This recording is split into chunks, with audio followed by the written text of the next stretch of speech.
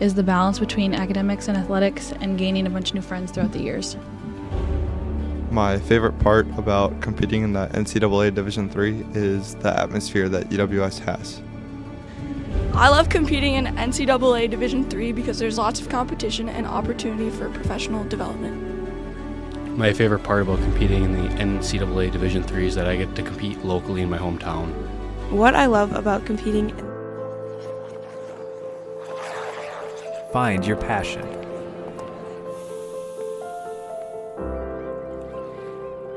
Find your people.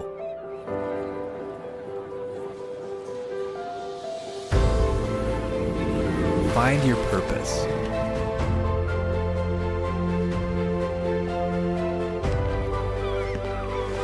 Find your superior.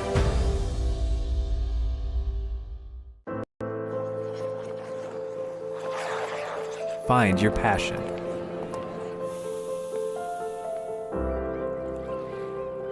Find your people.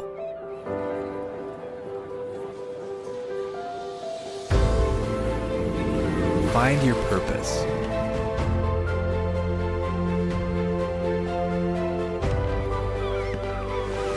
Find your superior.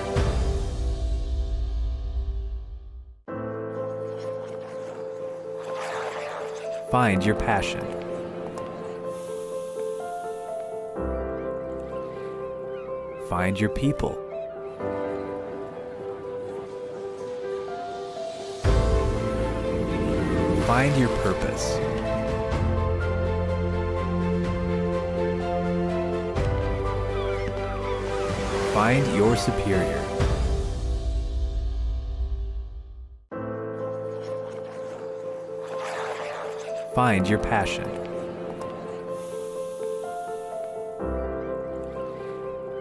Find your people.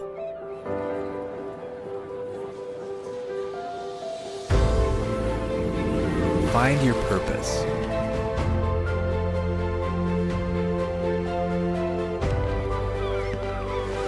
Find your superior.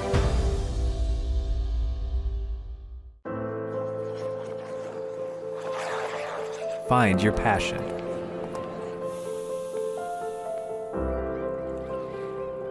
Find your people.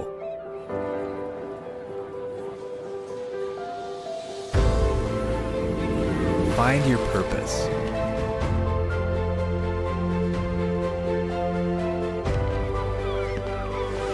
Find your superior.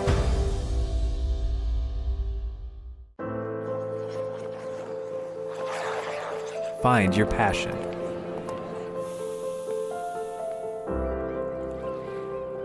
Find your people.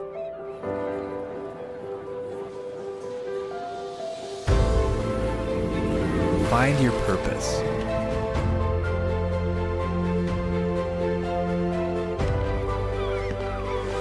Find your superior.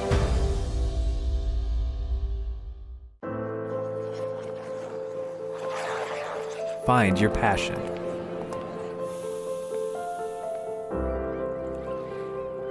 Find your people.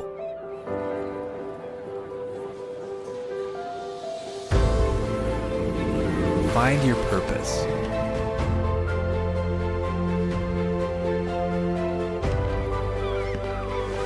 Find your superior.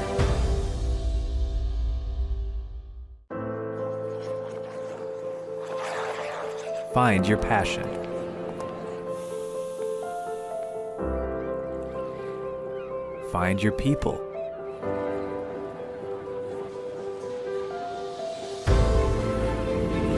Find your purpose.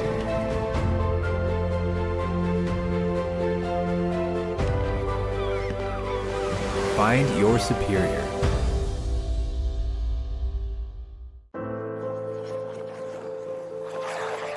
Find your passion.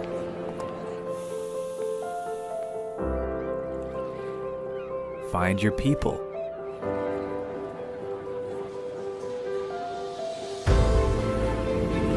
Find your purpose.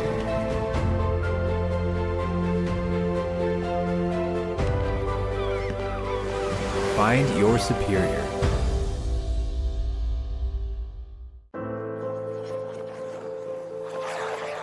Find your passion.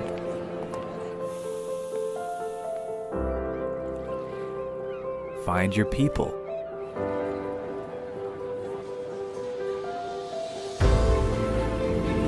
Find your purpose.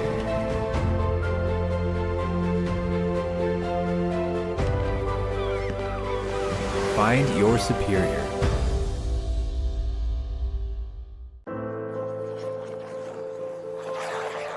Find your passion.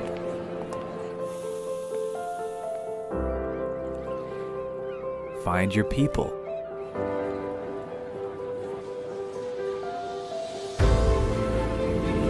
Find your purpose.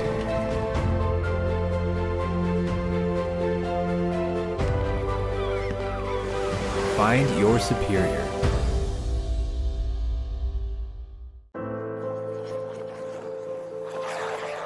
Find your passion.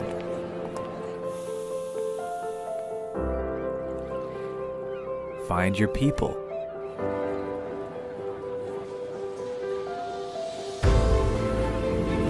Find your purpose.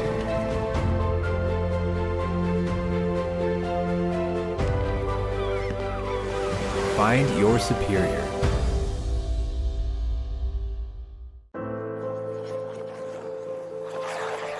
Find your passion.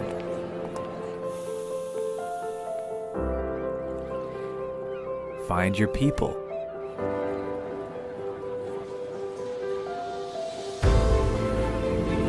Find your purpose.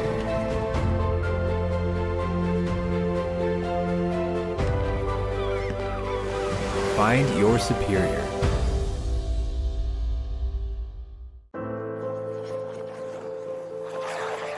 Find your passion.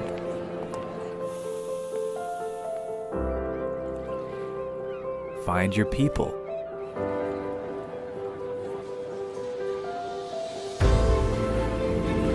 Find your purpose.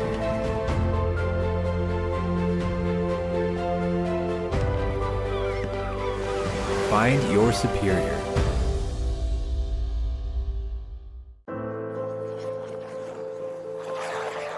Find your passion.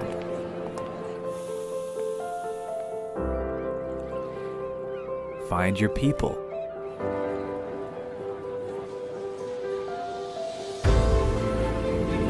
Find your purpose.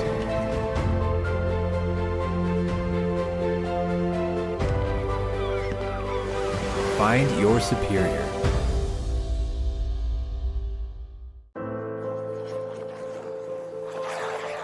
Find your passion.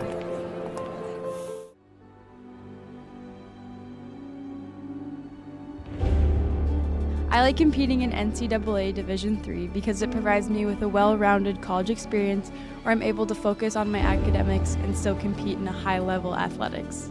I love competing in the NCAA Division III because I get to travel and compete.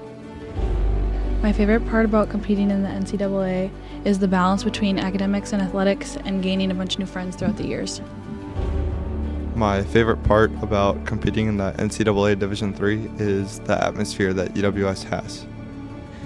I love competing in NCAA Division III because there's lots of competition and opportunity for professional development. My favorite part about competing in the NCAA Division III is that I get to compete locally in my hometown. What I love about competing in the NCAA Division III is the balance between classes and academics and athletics and being able to micromanage my time. My favorite part of competing in NCAA Division III, just the opportunity to compete as well as working around my schedule as a musician and a music education major. It's a great balance and it's a lot of fun. My favorite part of competing in the NCAA Division III is all the lifelong friends that I've made along the way.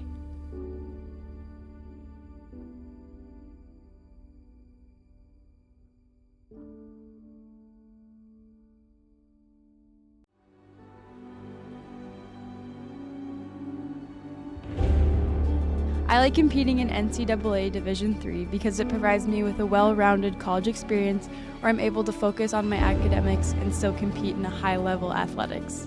I love competing in the NCAA Division III because I get to travel and compete. My favorite part about competing in the NCAA is the balance between academics and athletics and gaining a bunch of new friends throughout the years.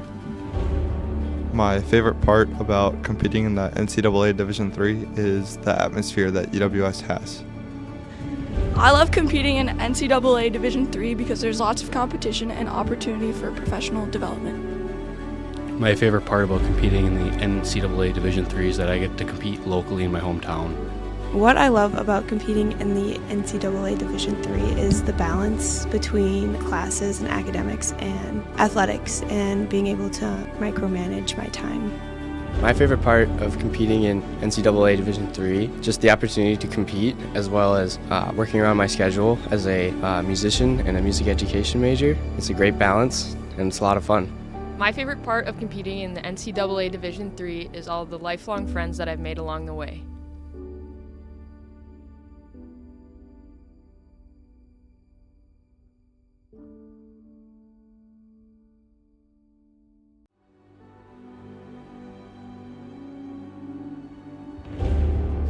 I like competing in NCAA Division III because it provides me with a well-rounded college experience where I'm able to focus on my academics and still compete in a high-level athletics.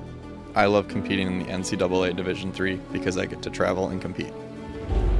My favorite part about competing in the NCAA is the balance between academics and athletics and gaining a bunch of new friends throughout the years. My favorite part about competing in the NCAA Division III is the atmosphere that UWS has. I love competing in NCAA Division III because there's lots of competition and opportunity for professional development. My favorite part about competing in the NCAA Division III is that I get to compete locally in my hometown. What I love about competing in the NCAA Division III is the balance between classes and academics and athletics and being able to micromanage my time. My favorite part of competing in NCAA Division III, just the opportunity to compete, as well as working around my schedule as a musician and a music education major. It's a great balance and it's a lot of fun. My favorite part of competing in the NCAA Division III is all the lifelong friends that I've made along the way.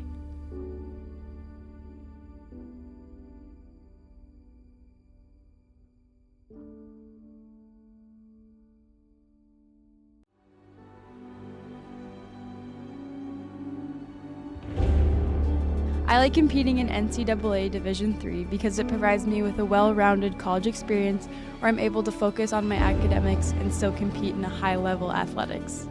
I love competing in the NCAA Division III because I get to travel and compete. My favorite part about competing in the NCAA is the balance between academics and athletics and gaining a bunch of new friends throughout the years. My favorite part about competing in the NCAA Division III is the atmosphere that UWS has. I love competing in NCAA Division III because there's lots of competition and opportunity for professional development. My favorite part about competing in the NCAA Division III is that I get to compete locally in my hometown. What I love about competing in the NCAA Division III is the balance between classes and academics and athletics and being able to micromanage my time. My favorite part of competing in NCAA Division III, just the opportunity to compete, as well as working around my schedule as a musician and a music education major. It's a great balance and it's a lot of fun. My favorite part of competing in the NCAA Division III is all the lifelong friends that I've made along the way.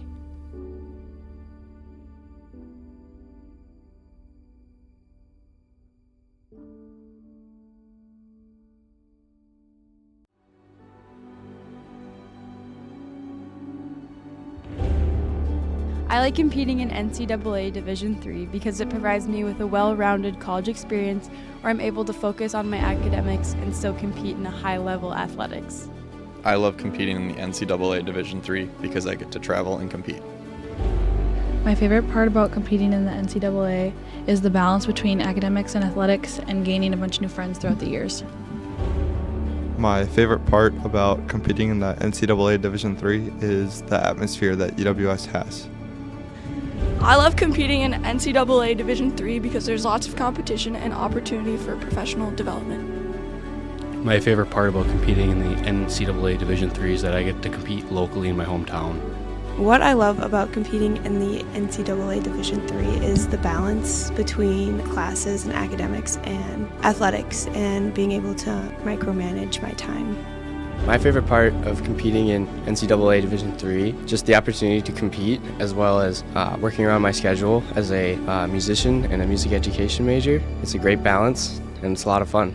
My favorite part of competing in the NCAA Division III is all the lifelong friends that I've made along the way.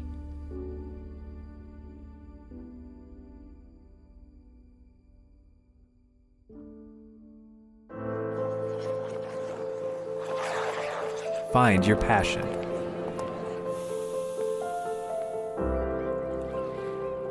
Find your people.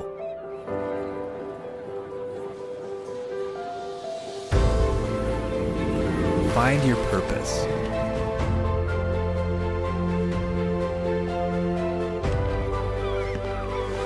Find your superior.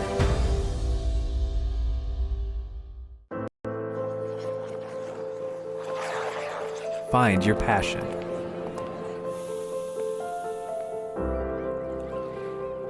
Find your people.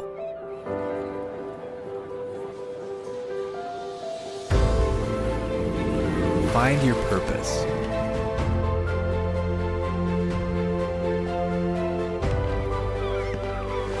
Find your superior.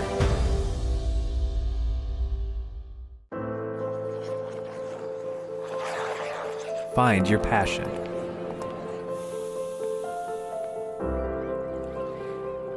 Find your people.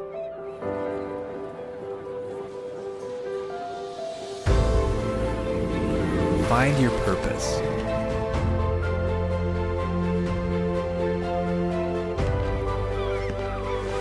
Find your superior.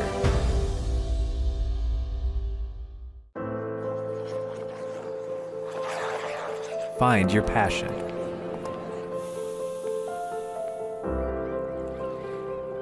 Find your people.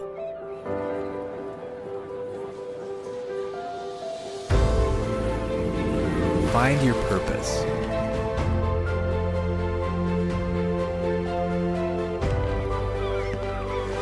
Find your superior.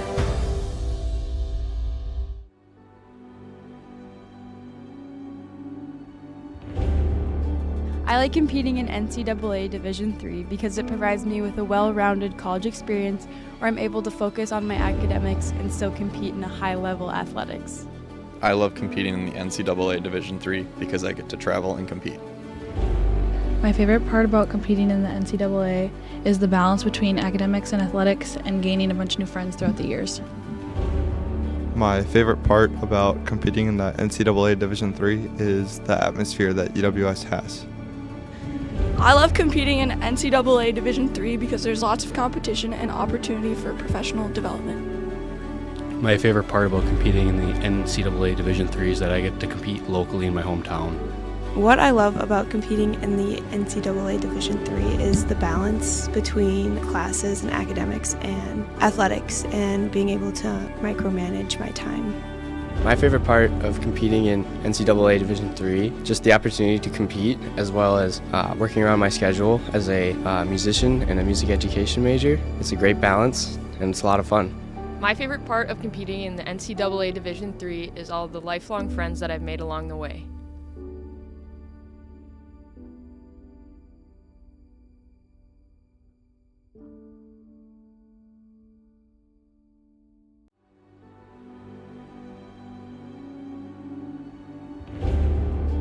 I like competing in NCAA Division III because it provides me with a well-rounded college experience where I'm able to focus on my academics and still compete in a high-level athletics.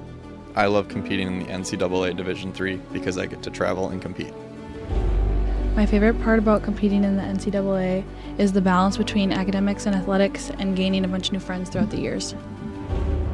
My favorite part about competing in the NCAA Division III is the atmosphere that UWS has.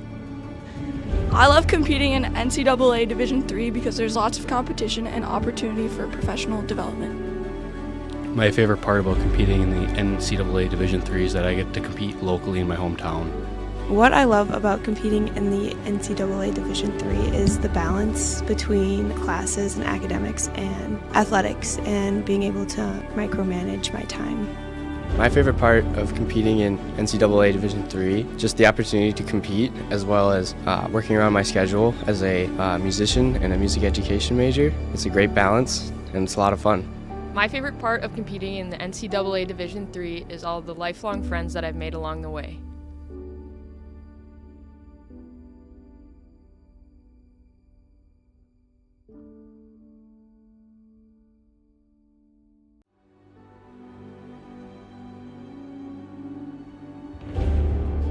I like competing in NCAA Division III because it provides me with a well-rounded college experience where I'm able to focus on my academics and still compete in a high-level athletics.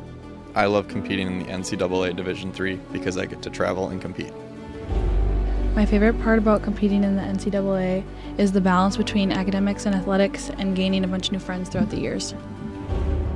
My favorite part about competing in the NCAA Division III is the atmosphere that UWS has. I love competing in NCAA Division III because there's lots of competition and opportunity for professional development. My favorite part about competing in the NCAA Division III is that I get to compete locally in my hometown. What I love about competing in the NCAA Division III is the balance between classes and academics and athletics and being able to micromanage my time. My favorite part of competing in NCAA Division III, just the opportunity to compete, as well as working around my schedule as a musician and a music education major. It's a great balance, and it's a lot of fun. My favorite part of competing in the NCAA Division III is all the lifelong friends that I've made along the way.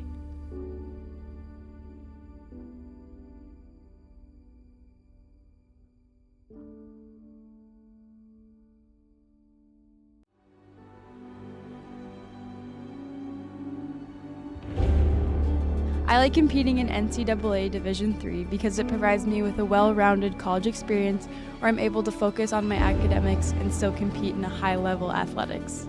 I love competing in the NCAA Division III because I get to travel and compete.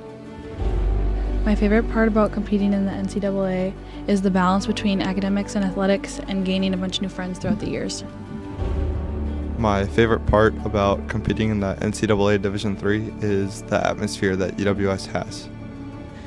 I love competing in NCAA Division III because there's lots of competition and opportunity for professional development. My favorite part about competing in the NCAA Division III is that I get to compete locally in my hometown. What I love about competing in the NCAA Division III is the balance between classes and academics and athletics and being able to micromanage my time. My favorite part of competing in NCAA Division III, just the opportunity to compete, as well as working around my schedule as a musician and a music education major. It's a great balance, and it's a lot of fun. My favorite part of competing in the NCAA Division III is all the lifelong friends that I've made along the way.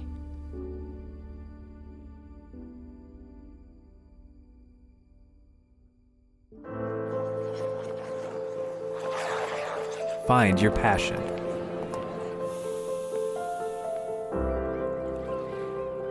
Find your people.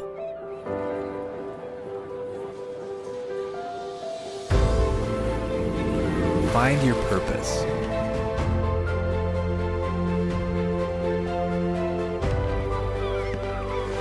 Find your superior.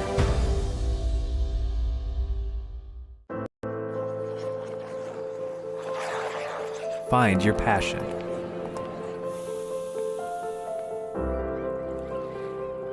Find your people.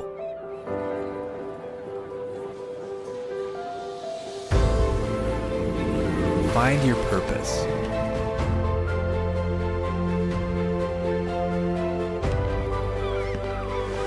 Find your superior.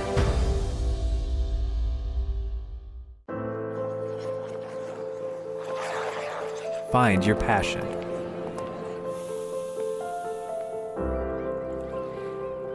Find your people.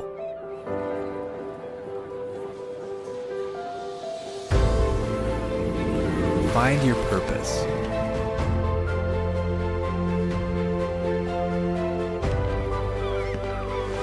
Find your superior.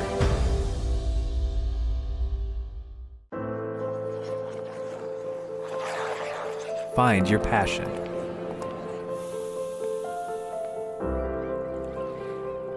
Find your people.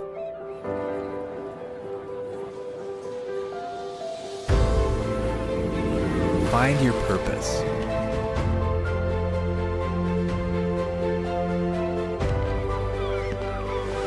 Find your superior.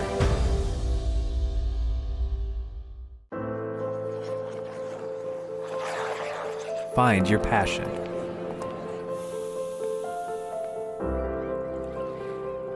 Find your people.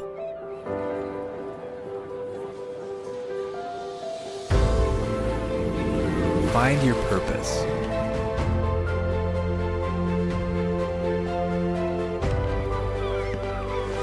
Find your superior.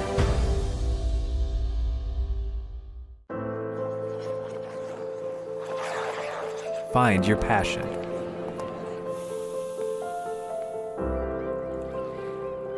Find your people.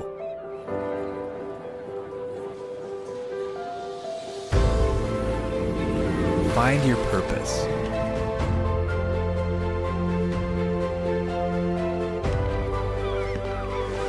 Find your superior.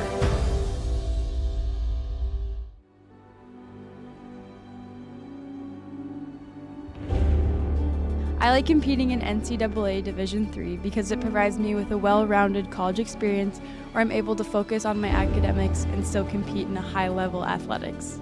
I love competing in the NCAA Division III because I get to travel and compete. My favorite part about competing in the NCAA is the balance between academics and athletics and gaining a bunch of new friends throughout the years. My favorite part about competing in the NCAA Division III is the atmosphere that UWS has. I love competing in NCAA Division III because there's lots of competition and opportunity for professional development. My favorite part about competing in the NCAA Division III is that I get to compete locally in my hometown. What I love about competing in the NCAA Division III is the balance between classes and academics and athletics and being able to micromanage my time. My favorite part of competing in NCAA Division III, just the opportunity to compete, as well as working around my schedule as a musician and a music education major. It's a great balance and it's a lot of fun. My favorite part of competing in the NCAA Division III is all the lifelong friends that I've made along the way.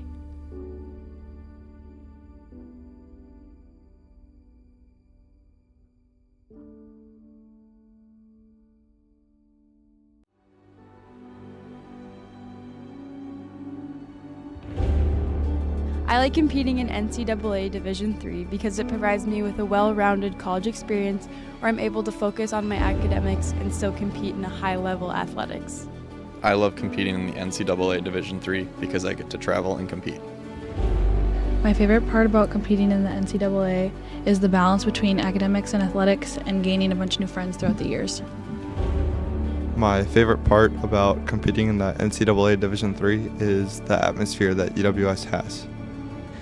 I love competing in NCAA Division III because there's lots of competition and opportunity for professional development. My favorite part about competing in the NCAA Division III is that I get to compete locally in my hometown. What I love about competing in the NCAA Division III is the balance between classes and academics and athletics and being able to micromanage my time. My favorite part of competing in NCAA Division III, just the opportunity to compete, as well as working around my schedule as a musician and a music education major. It's a great balance and it's a lot of fun. My favorite part of competing in the NCAA Division III is all the lifelong friends that I've made along the way.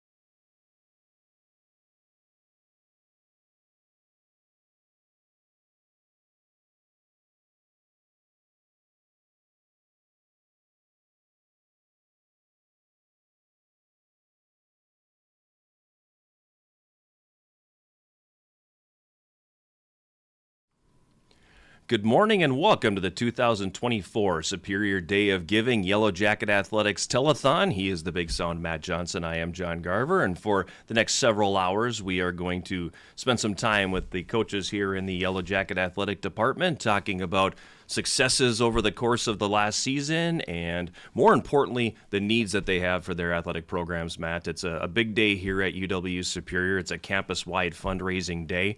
And for the fifth year in a row, we are having our telethon, if you will, and helping these coaches raise the money that they need for their programs, because the budgets and everything are fine, right, but obviously things get more expensive every single year. There's always more things you need. Fundraising is vital. Well, we've talked about the fact that there's a lot that goes on behind the scenes that people don't know about. The average fan, of course, and the average supporter sees the games, they see the contests and the competitions, but they don't realize that there's a lot that has to go into into those teams being able to compete at a high level. And days like this is what that's about, really. It's about giving the athletes and the coaches and the programs the type of support that they need behind the scenes in order to compete at a high level. And so far, I mean, it's been a good return on the investment for UWS athletics. I mean, 8 conference titles and counting this year. You can't really ask for much more than that. So, all the work and all of the money and all of the support that comes in today has a vital role in being able to make sure those teams can compete at that level. So, it's a big day. We don't talk about it as much. I mean, every once in a while we'll touch on it during our podcast, but this is a little bit different. This is where a lot of the legwork gets done, is on days like today. So yeah, and it's anything from maybe there's some smaller items. I know, like women's hockey, not necessarily a small item, but they're asking for a skate sharpener. A lot of team retreats in there, teams taking trips. Apparel is often something that coaches want, so you got the smaller ticket items all the way up to, hey, let's build a golf room, to the tune of about $20,000. So this is it's a wide range that we ask for over the course of this day. It is, and all the teams actually have a list of the things that they are asking for. If you go to the website, you can go, and I know we'll touch on that frequently as the day goes on. But they each have a list of what they need itemized, and then the price tag that comes along with it. And so any money that can be put into those teams or can be donated to those teams, that goes a long way toward making sure that they have the best of the experience, both as student athletes and also just as students on campus in the community. So it's a big day. It's a big day, and it's a day that, like you said, we've covered it before. This is nothing new for us, but as terms of the fundraising part of it. But it's a vital part of what goes on at UWS. Every penny that comes in over the course of today will go directly to the student athletes, so you don't have to worry about, if I'm giving $100, how much is going to this place or that place. It all goes to the department, so the student athletes benefit from every penny that comes in. And everything that comes in, if Matt decides he's going to donate to women's basketball, every penny that Matt donates goes to women's basketball. So everything that comes in will go directly to wherever the donor would like it to go. A couple housekeeping items before we get started with the telethon today. Give.uwsyellowjackets.com is the Yellow Jacket Giving website, and the extension on that is SDOG for Superior Day of Giving. Go to that link, and that will show you the timeline of who's going to be on the telethon today, all the items that the different teams are looking to raise money for, and obviously the buttons that you can click to make that all-important donation. Exactly. All of that is found on that website. You can also click the link that is in the description on YouTube as well as on Facebook, and that will take you directly to that page. Also, across the top of the page, we have the real-time ticker. That's new this year. You'll be able to see money as it is coming in over the course of the day. Right now it's sitting at $14,400, so money has been coming in already this morning. The department's goal, obviously, is $75,000 that we're hoping to bring in, and each team has their small amounts within that. So there's a lot going on here today. We're excited about it. It's a busy day, but it's a fun day too, because it's fun to talk to these coaches and just see the excitement when they start to talk about some of these things. Yeah, and like I said, there's a lot of success that can also go along with that. We've had a very, very successful athletic campaign this year, more successful even than last year's campaign in terms of performances of the teams. So there's a lot to be excited about, and any kind of donation, any kind of help is going to continue to keep the athletic department at that kind of level. So the more help we get, the better off. So let's kick it off. Okay. We'll take a quick break, and when we come back, we'll have our conversation with the athletics director here at UW Superior, Nick Bursick. You are watching the 5th annual Superior Day of Giving Telethon.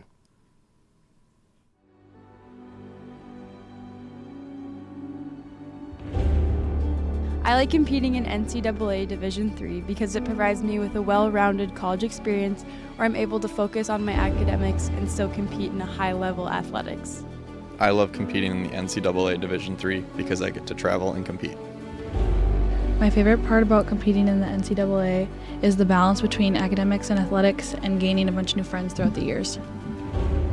My favorite part about competing in the NCAA Division III is the atmosphere that UWS has. I love competing in NCAA Division III because there's lots of competition and opportunity for professional development. My favorite part about competing in the NCAA Division III is that I get to compete locally in my hometown. What I love about competing in the NCAA Division III is the balance between classes and academics and athletics and being able to micromanage my time. My favorite part of competing in NCAA Division III, just the opportunity to compete, as well as working around my schedule as a musician and a music education major. It's a great balance, and it's a lot of fun. My favorite part of competing in the NCAA Division III is all the lifelong friends that I've made along the way.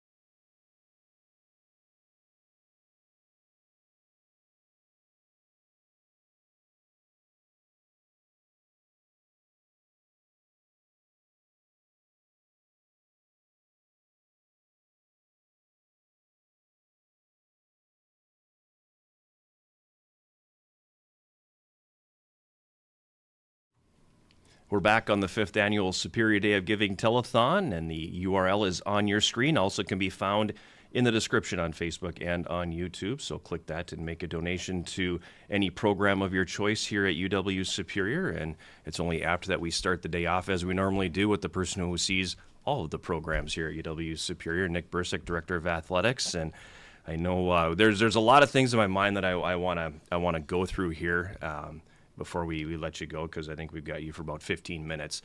But let's talk a little bit just overall state of the union here with the department and how things are going overall with the athletics department. Yeah, it's good to be with you guys. Feels a little bit different not doing a podcast, but important cause. So appreciate you both coming in and helping support us, and those tuning in. Today is a pretty impactful day. I know you guys shared about it in the intro, but today really is all about investing in our student athletes, investing in our programs, and the experiences we provide. And immensely appreciative and thankful for the donations that have already come in, and those hopefully that are going to come in, and know that the impact will be significant in terms of the experiences we're able to provide. State of the Union is a good question. I think, Matt, you touched on it. I think so far we're on pace to have another historic year. And, you and I joke about that over the past 4 or 5 years. It's like we go back and say, wow, man, that was a historic year. But shaping up to be that way yet again.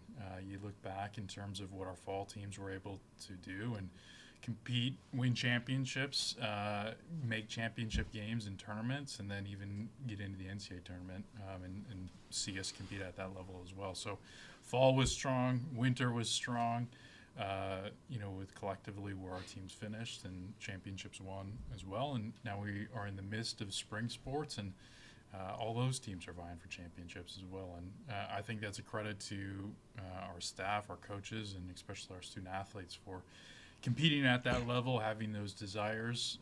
I think some of the things that we do, particularly on the Day of Giving, is all about getting us to those outcomes. The team trips, those are unique experiences we're able to provide to our student athletes. The team retreats, those are experiences all about building the culture within the program, building relationships. I'm sure you're going to talk to the coaches today, and they'll talk about the value of those team retreats. And really, it's about building that synergy in the locker room before we get on the court or on the field, whatever it may be, building those that dynamic within the team. So it all starts with things like today that put us in those positions to go out and be successful competitively. But overall, State of the Union, there's a lot to be proud of, and I think what excites me most is too of some of the things we have upcoming and the impact those will have. Let's talk about a little bit of that. before we get into the asks for the day and everything for the department, you're going to speak on behalf of the department. You are a couple weeks away from putting a shovel in the ground here on a pretty big deal that is a long time coming for the university. Talk about that. Yeah, long time coming. It's been a process, but very excited to be able to take those next steps. And we'll start to see some crews.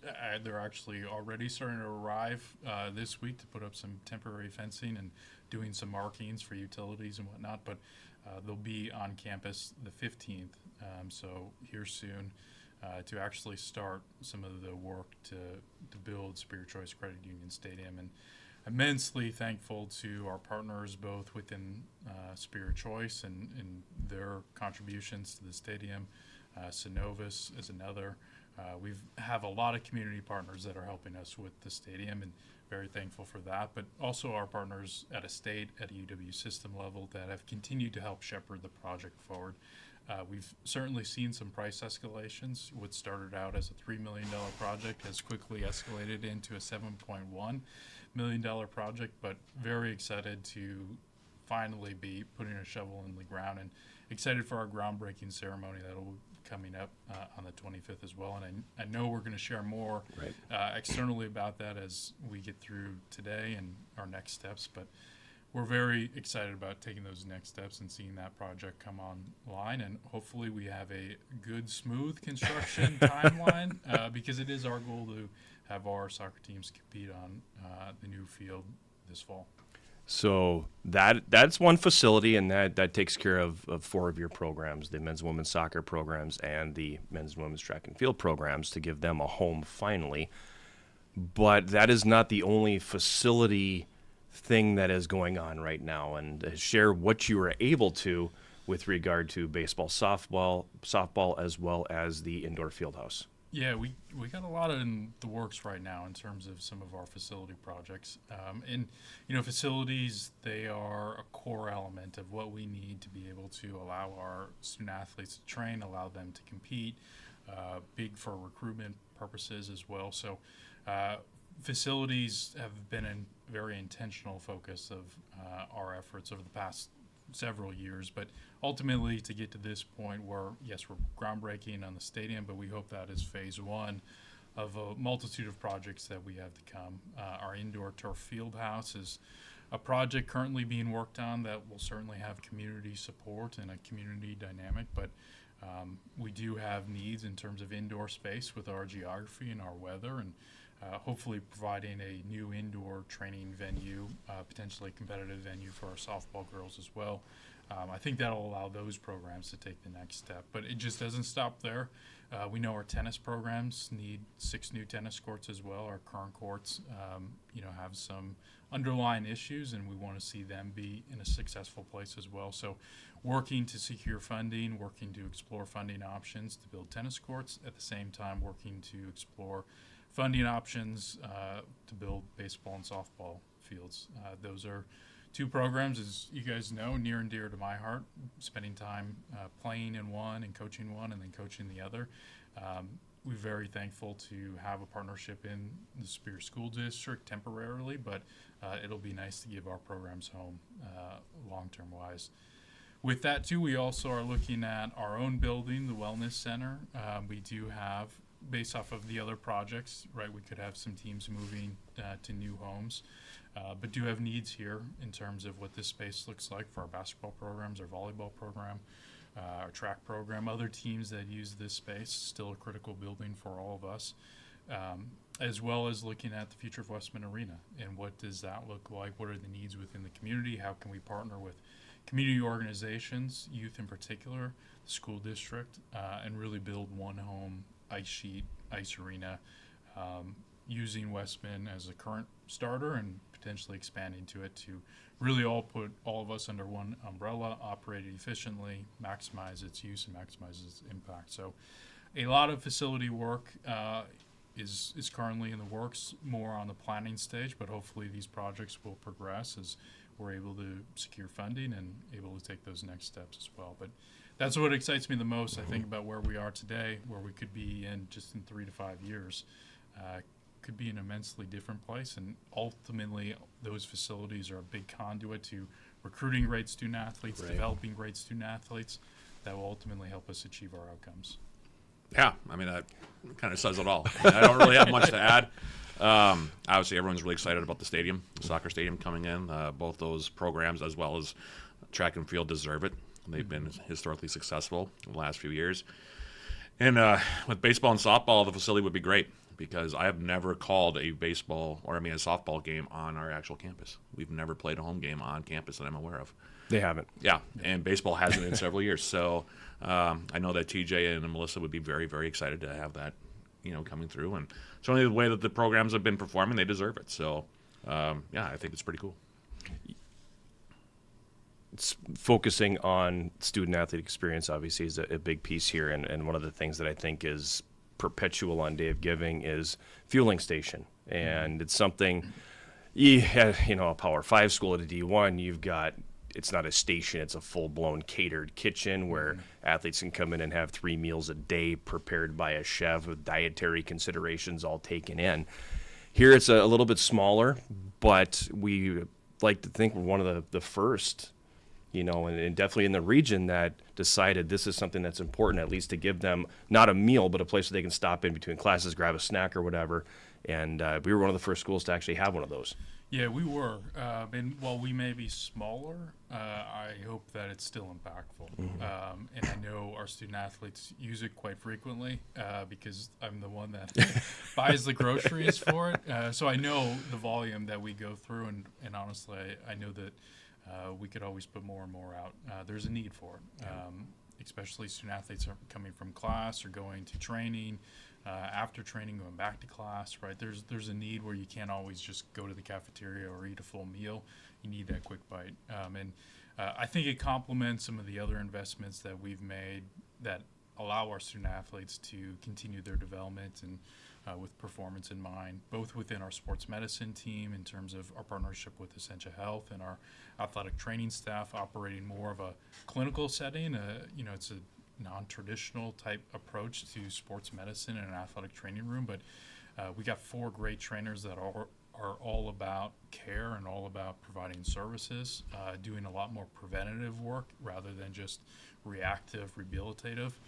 So I think it starts there, then it goes to PJ and Jess in the weight room, and I know PJ will be joining a little bit later to talk about some of the strides we've made there, but I think strength training is a big part of it. So being able to align sports medicine, strength training, and now some of the nutritional components, I think that gives us a step forward from a well-rounded care. And we have continued areas that we want to continue to support student athletes and develop resources and services, and those are all part of the process. And our fueling station has become immensely important. Like I said, student athletes use it pretty frequently. We could probably double the amount of inventory we put out every day just with the volume of kids needing it and kids looking for it. But today's the day where we secure that initial funding to allow us to have the fueling station. So immensely grateful for the donations that come in, really earmarked on helping ensure that we have that service for student athletes. I think we have a $4,000 price tag on that, but that doesn't cover everything that goes into that station. Yeah, the fueling station budget now has escalated to about $12,000 every year. We try to do about $4,000. We would love to be able to be in a position to expand offerings as well, and really meet some of the dietary needs. And PJ could talk to it a little bit more too about protein and some of the supplements that we do so much from a strength training perspective. Now how can we complement that from a nutritional element? And what we offer today is based off of what we can do through donations. Certainly would love to be in a position to take those next steps as well, and donations are a critical element to allow us to do that. You're also sitting in as the representative for the women's hockey program because there's a change in coaching there with Dan Laughlin's retirement, 21 years as the head coach, 23 years in the program. So talk to us a little bit about first where that search is at to fill that position, and then secondly, the needs that program asked for. Yeah. Well, I first want to acknowledge Coach Laughlin, a tremendous tenure in terms of what he was able to do, and glad he got his 300th win this past year as well too. So want to recognize Coach for all his contributions, not only to the program but also to the department. Successful, many accolades that may see himself enshrined in our Hall of Fame one day as well. So shout out to Coach Laughlin for all he was able to do. But for our women's hockey program in particular, we are going through a process. Anytime we have a head coaching vacancy, we go through a national search, and hopefully on the back end of that search and having finalists visiting campus this week, and hopefully we're able to make some strides in making a hire. And I know it's not only immensely important to our current girls being able to meet their coach before they potentially leave for the summer, but also our incoming recruits and commits that we have, being able to transition them as well too. So we're sensitive to the time frame and the timeline. We know it's impactful to a number of students and their parents, their families, and even our alumni as well too. So hopefully, maybe in a few weeks we'll have an announcement of who our next coach will be and be able to take those next steps as well. But in the short term, I am filling in, being able to represent women's hockey today and talking about some of their needs. Two in particular that they're hoping to fundraise for. First is a new skate sharpener. We do have a skate sharpener machine, one for each program right now, but it's currently manually operated.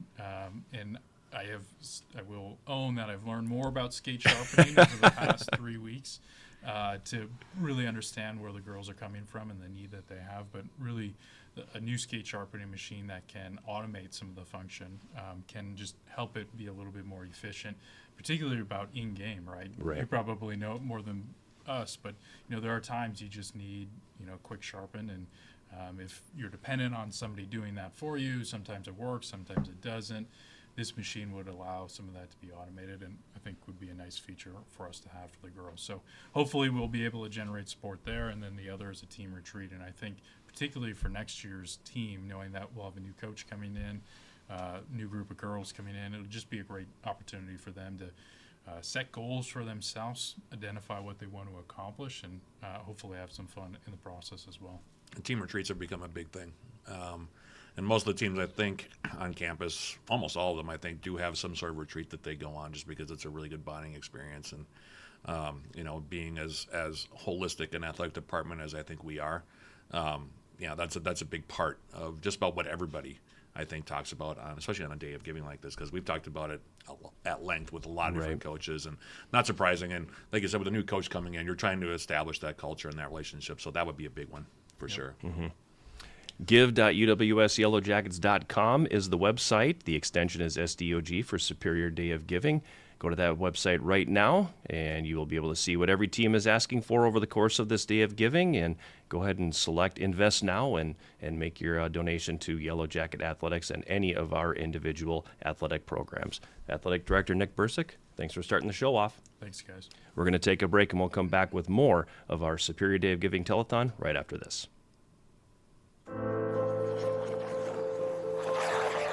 Find your passion.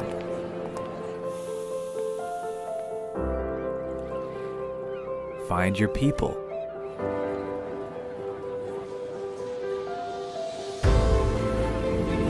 Find your purpose.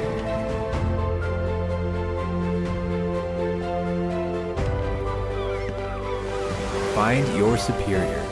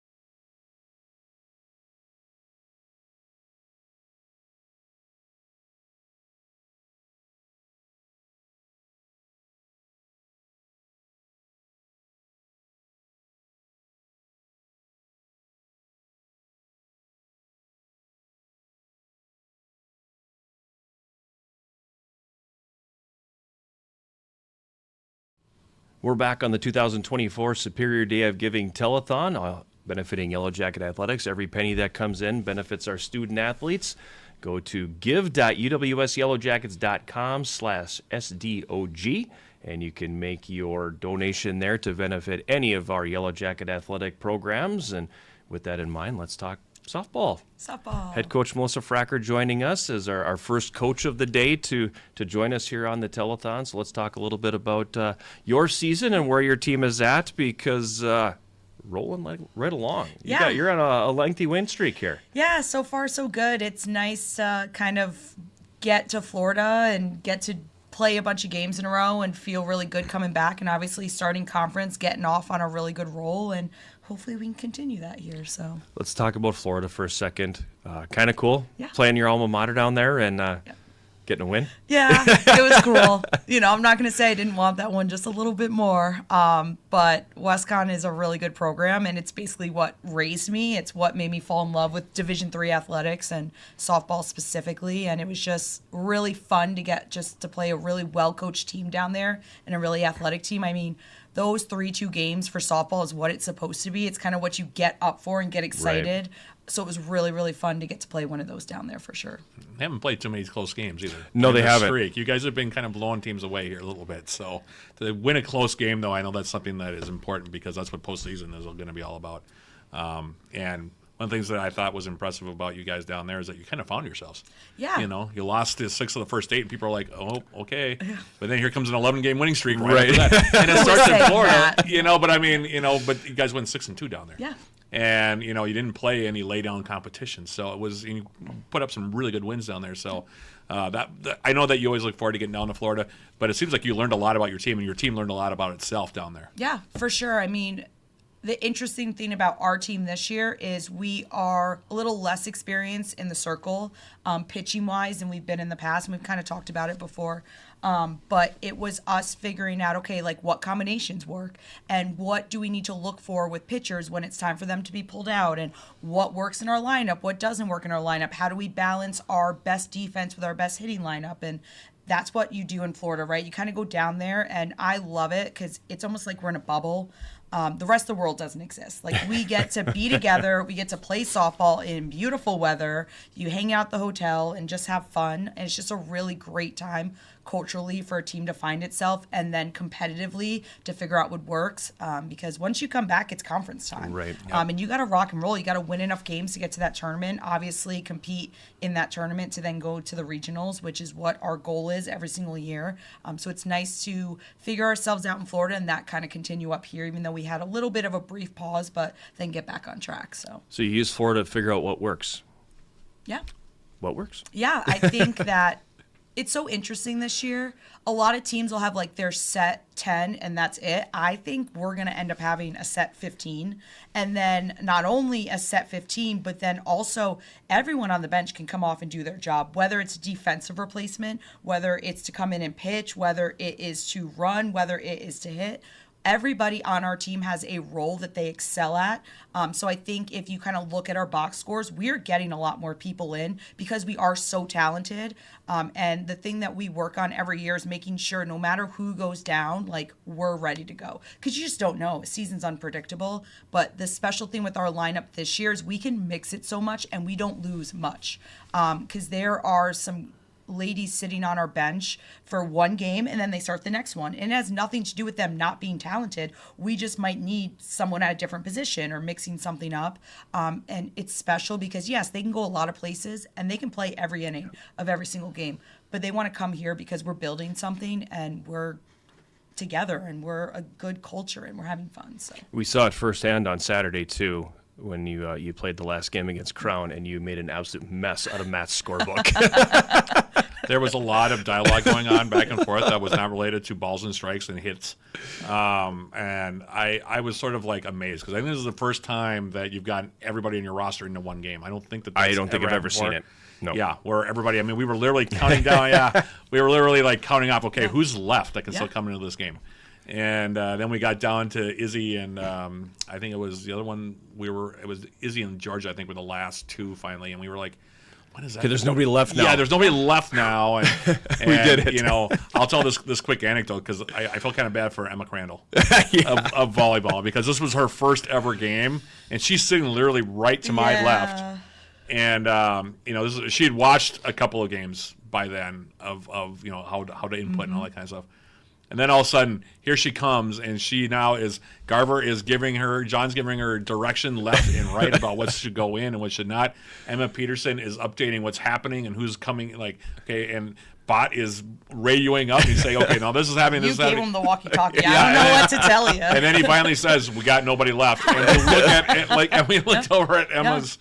Or I looked over at the score, like the actual stat computer, and there's Emma, and there is just this list of names, and my book is all over the place, and he's looking at me, and I'm like, boy, about 90% of the conversation up here is just trying to figure out how to, like, who's going where and who's playing where now and everything. But it says a lot, like you said, about your team that you're able to get everybody in. And, like, so our non-starters went in and they scored more runs. Like, it's not like we're putting in non-starters because we're like, you can do it, you work hard. No, they deserve to be out there and they deserve a chance to be able to play, and they're good.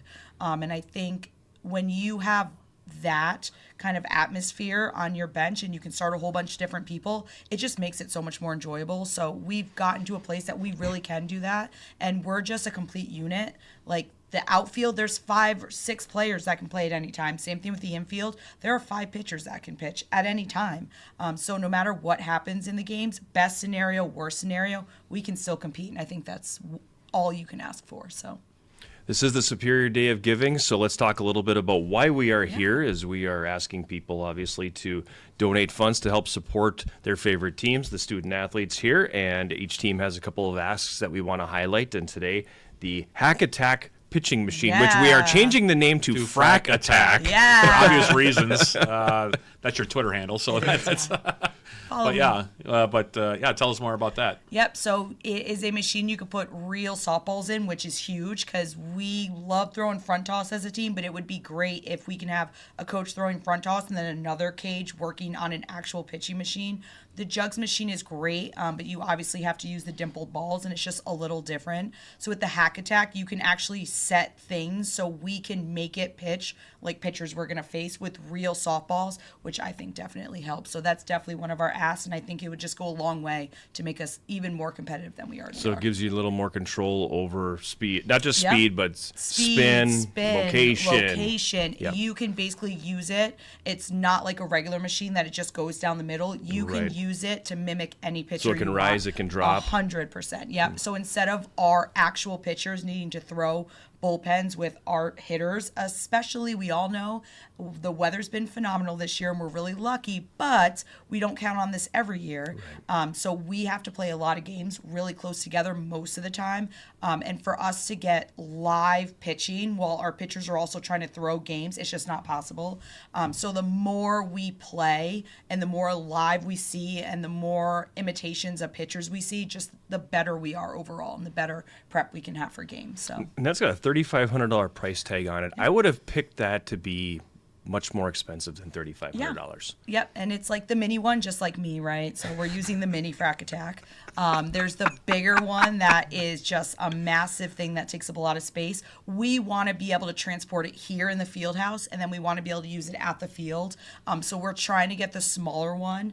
It still does the exact same things. It's just much more portable, which is important for us. So.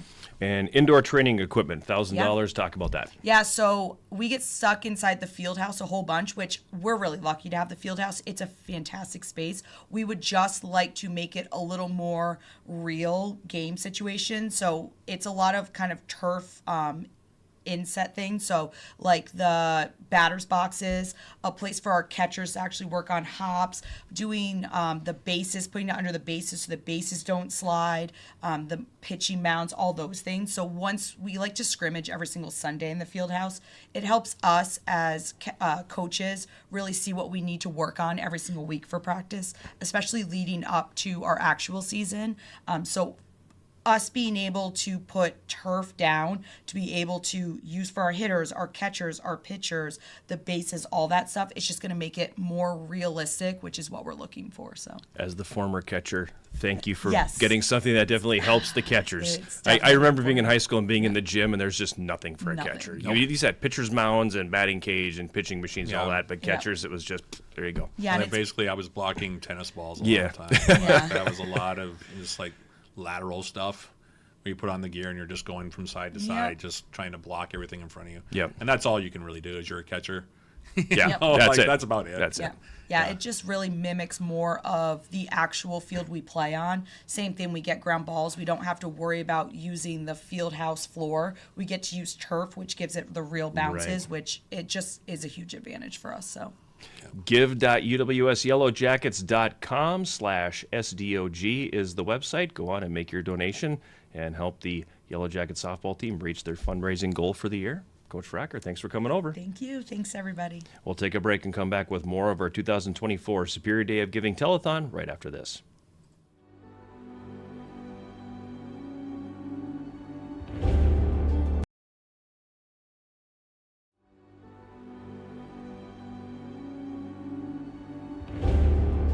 I like competing in NCAA Division III because it provides me with a well-rounded college experience where I'm able to focus on my academics and still compete in a high-level athletics. I love competing in the NCAA Division III because I get to travel and compete. My favorite part about competing in the NCAA is the balance between academics and athletics and gaining a bunch of new friends throughout the years.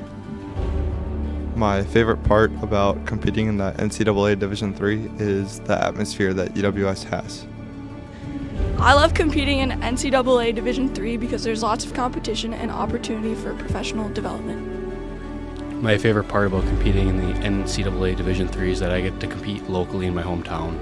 What I love about competing in the NCAA Division III is the balance between classes and academics and athletics and being able to micromanage my time. My favorite part of competing in NCAA Division III, just the opportunity to compete, as well as working around my schedule as a musician and a music education major. It's a great balance, and it's a lot of fun. My favorite part of competing in the NCAA Division III is all the lifelong friends that I've made along the way.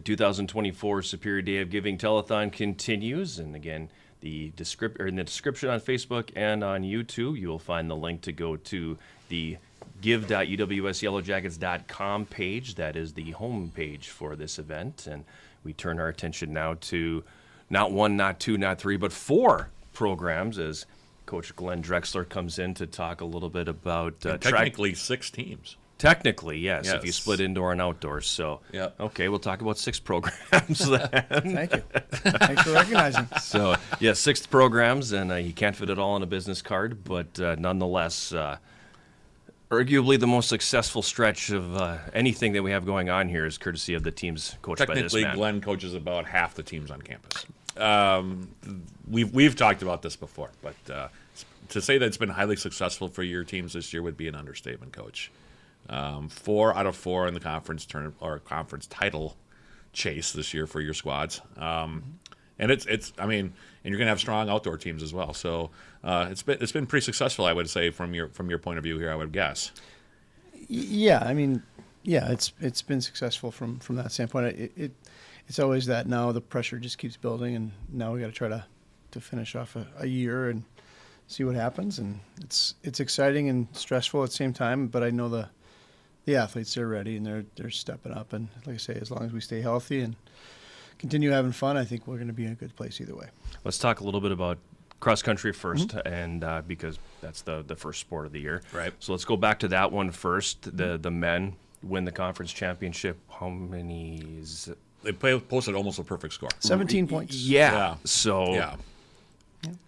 Yeah, no, that was fun. Darn them for not being the perfect score. Yeah, I mean, they were 2 points off, I think, is what it was, right, from a perfect score. Correct. Yeah, you know, they had a mission, and they were going after it, and they mission accomplished, man. Yep. They did what they went out to accomplish, and so that was exciting. And they honestly they had just some phenomenal races. They were a ton of PRs that day, and on both men and women's side, and we'll get to the women obviously, but yeah, it was something pretty special. It wasn't quite expected that good of a score, but hey, I'll take it. Right. Well, you know what's funny about that, though, because I remember the year before you said, we were a little bit, I thought, on the men's side nervous the previous year going in. And then this year, I think I talked to you and you said, man, we were so focused. Yeah. Our men were they were ready to go. Yeah, I think they learned a lesson from the year before that they needed to be present, and they were just not there the year before.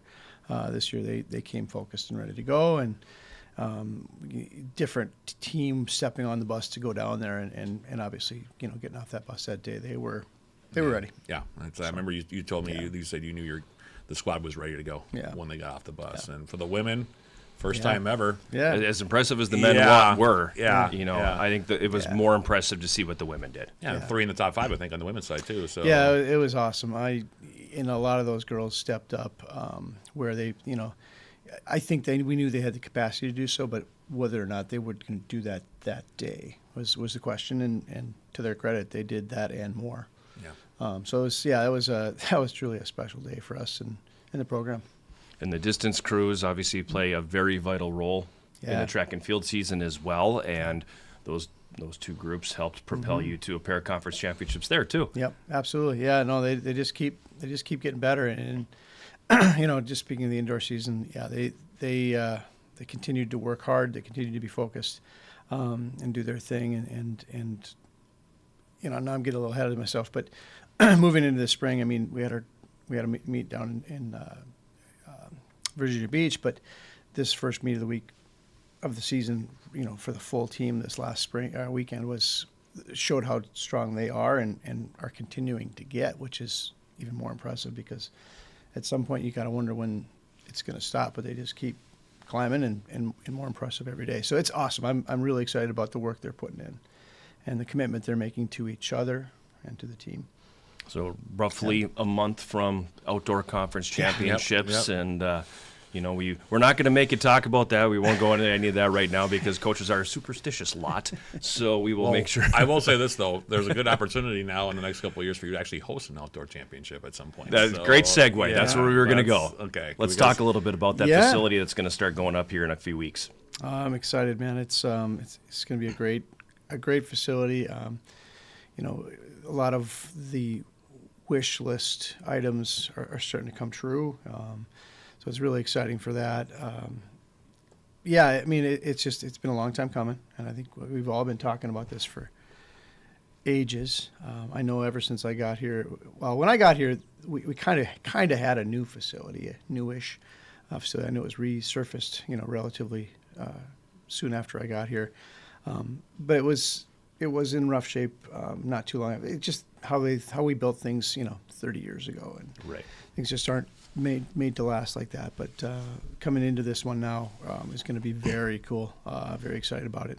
I know a lot of my seniors are like, "Oh, sure, now you build it," But that's the typical story. Everybody always, right. It's always there. They didn't get to be a part of it, but we hope that we'll be able to host a lot of nice meets and get a lot of our alumni back and get them in too, because they all want a piece of it too. So, a couple things within Superior Choice Credit Union Stadium, and this does not apply to what your programs are raising money for today. We'll talk about that in a moment, but Dan Conway track. Yeah. And there's a campaign going on right now to raise the money to name the track after Dan Conway. Mm-hmm. Talk a little bit about him and what he meant to the running community here. Yeah, I mean, just in general, to the running community itself, it's just he was always a very special person, and still is a very special person to our local running community. I don't think you could ask a lot of, especially the people who have been around for a while. You just mentioned the name Dan Conway, and everybody has a story, and to that, I mean, he was very special to us as well, and myself in particular. He stepped in for me when my first son was born for a couple weeks. So he was Coach Conway here at UWS, which was pretty cool that he got to do that. And when I had time, I would come over and just kind of watch him be him, which is. I am not Dan Conway, and he offered some really cool things for the team. He'd bring his ukulele and play with the team and sing with the team, and stuff like I would never do, but they got to experience something pretty special. But again, just a really a big part of the local running community.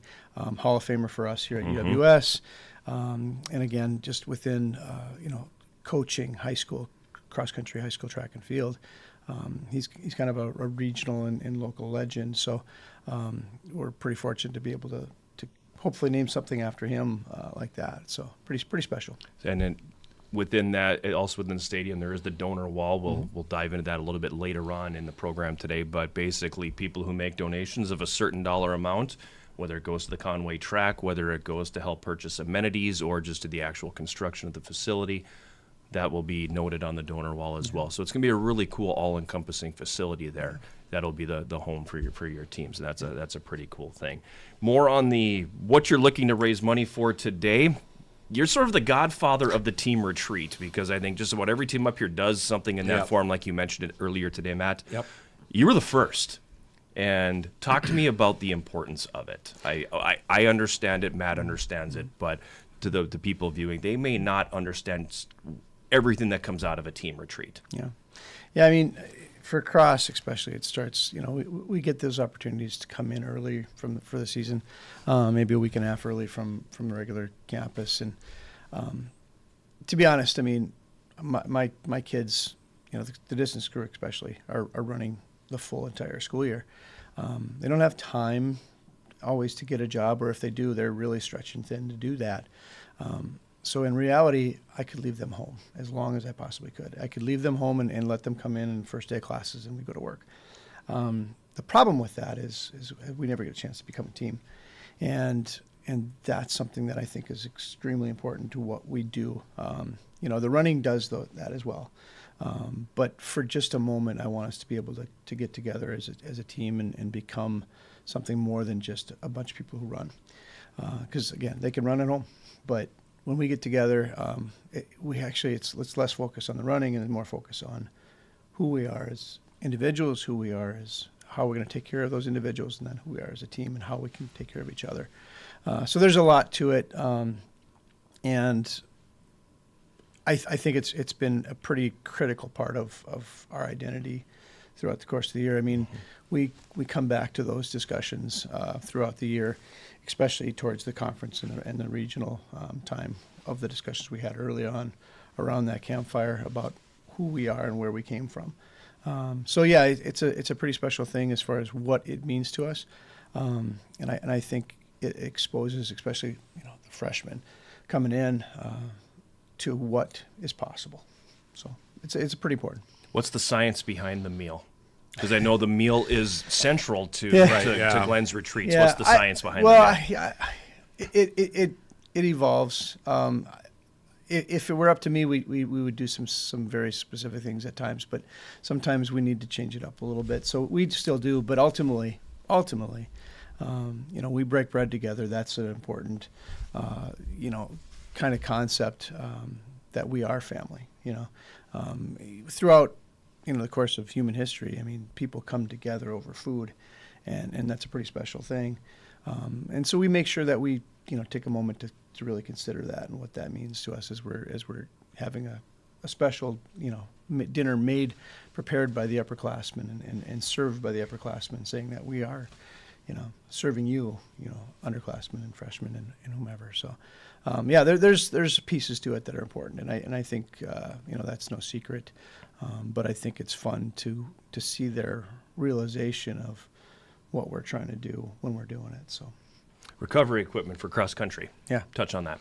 Yeah, I mean, it's been nice that our training room has gotten some of this equipment, but sometimes we're on the road and we go on the road. So it's nice to have some of that additional stuff to take with us now. And that's gonna be kind of cool for them. I know that the athletes really appreciate those extra touches that we give them, and that's gonna be something special for them to be able to, even throw them on the bus, and along some of those drives, like down to Rock Island are not short. And hey, if we can be making some forward progress while we're sitting around, yeah, that's good. So.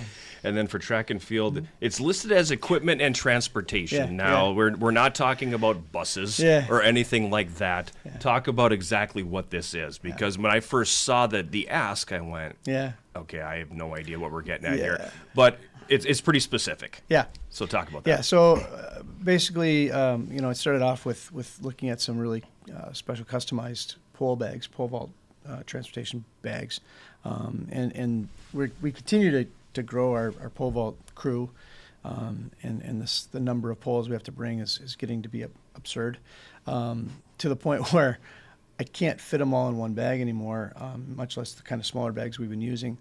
And so as we go to meets and we're seeing all these customized bags, I'm like, oh, that's really cool. And men have a bag and women have a bag, and well, now we're going to do that. We're going to be able to allow our men to have their bag and the women to have their bag, and be able to customize that so we can have it, school colors and yellow jackets on the side and stuff like that. So that's the piece for the pole vaulters. Then there's the throws, just some additional carts that carry some heavy equipment around, so we don't have to physically manhandle things, and stuff that can handle some getting beat up a little bit. So throwing them on the bus, on and off the bus is not really great for everything, but these things can handle it. So yeah, a couple things to help take care of our athletes. Give.uwsyellowjackets.com/SDOG is the URL. Go to that site, hit the Invest Now button, and make your donation to benefit the Yellow Jacket track and field and cross country teams. Coach Drexler, thanks for coming over. Thanks everybody for all the donations so far, and we hope that you continue to do so. Appreciate it. Thank you, guys. We'll take a break, and we'll be back with more of the 2024 Superior Day of Giving Telethon right after this. Find your passion.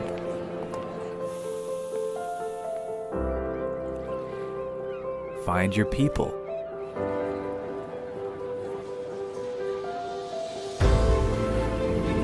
Find your purpose.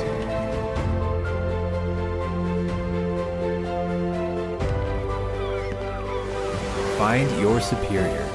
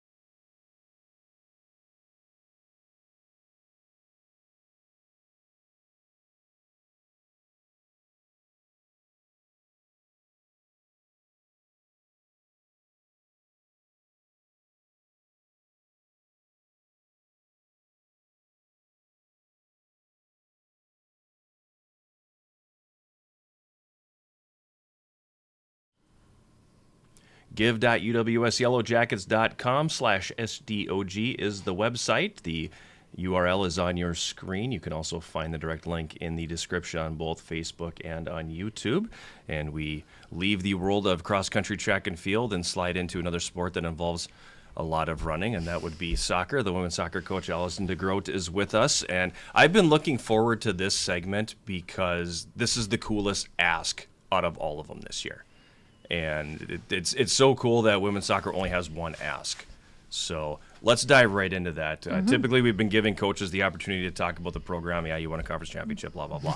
But which you did. So yes, congratulations. So, way to go. Great job. Actually, she did the double. So you did do the double. So maybe I shouldn't have blah, blah'd that. So let's talk a little bit about that. Then let's get into the ask. Okay. So 23 campaign, pretty good. Yeah.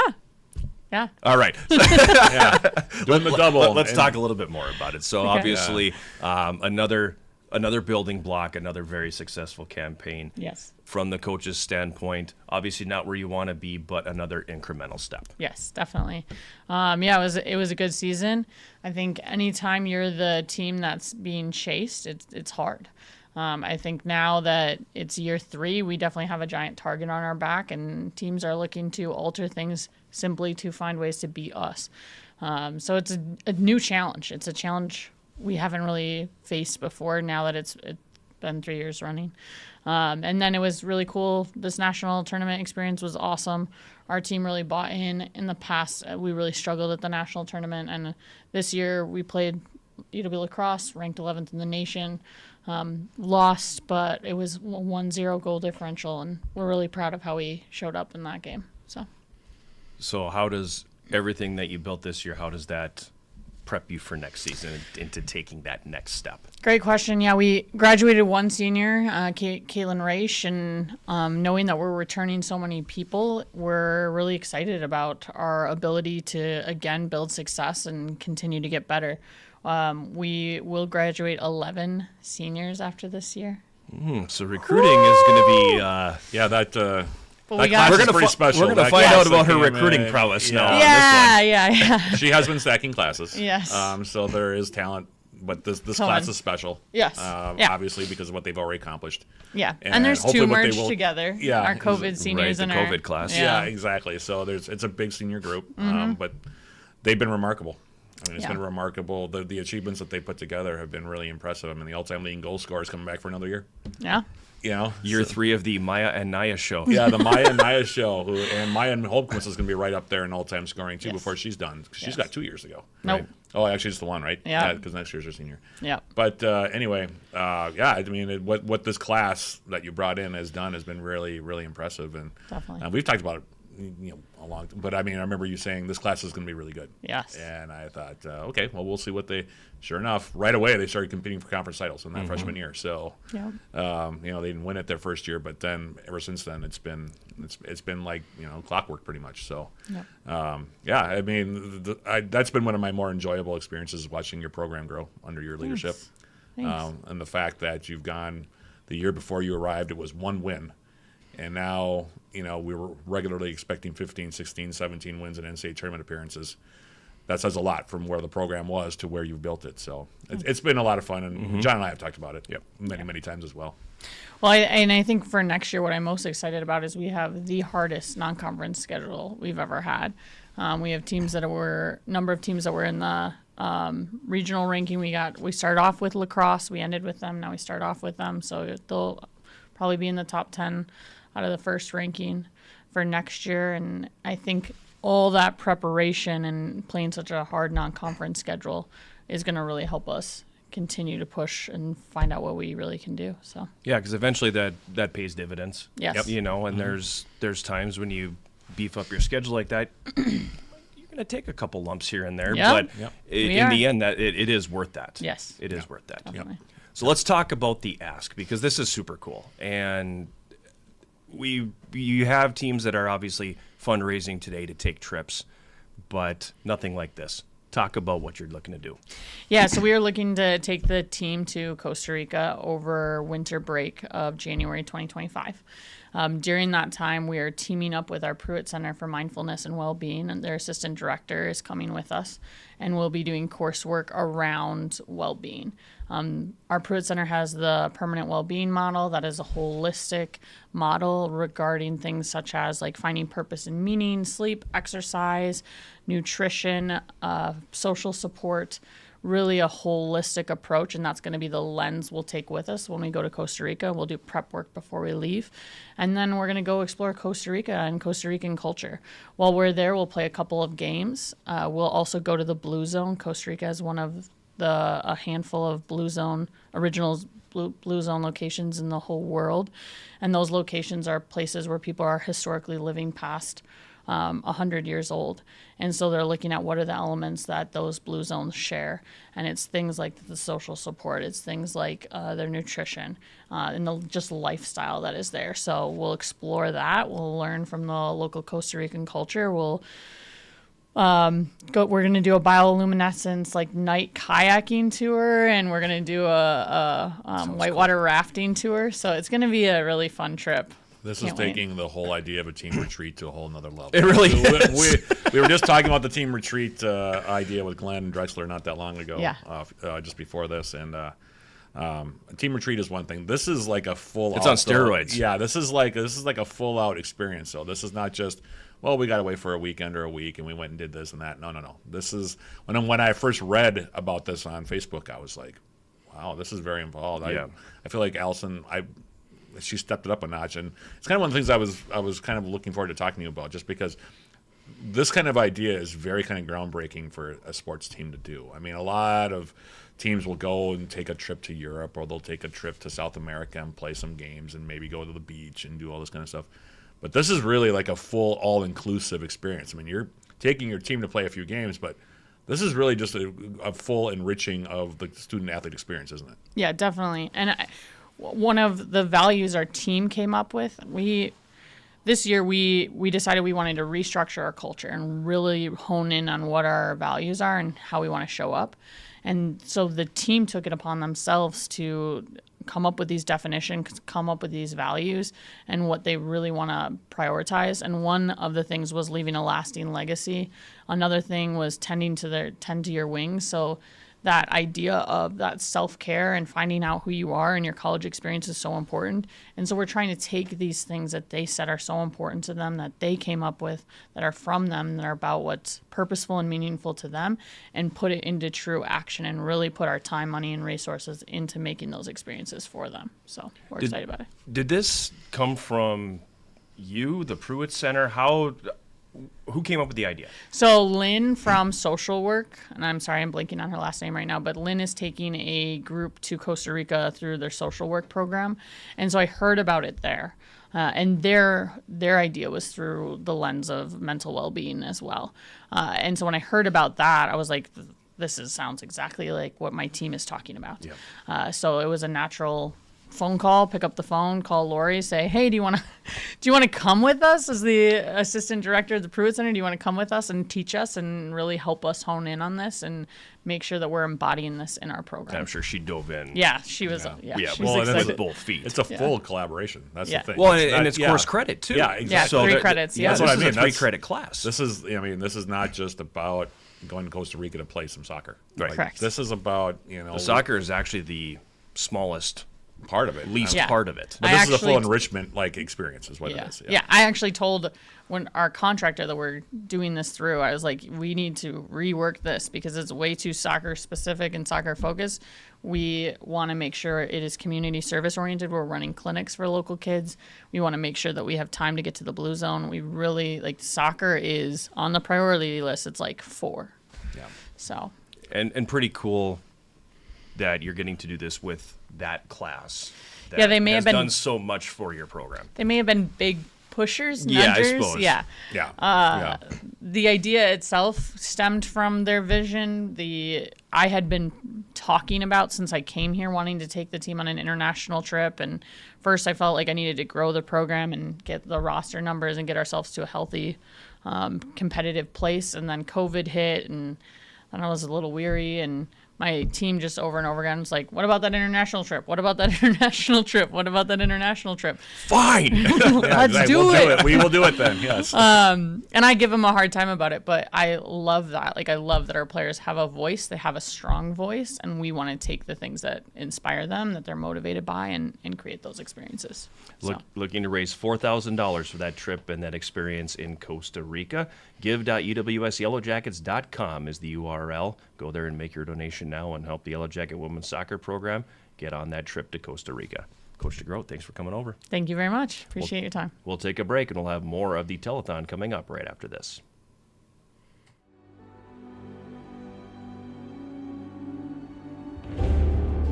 I like competing in NCAA Division III because it provides me with a well-rounded college experience where I'm able to focus on my academics and still compete in a high-level athletics.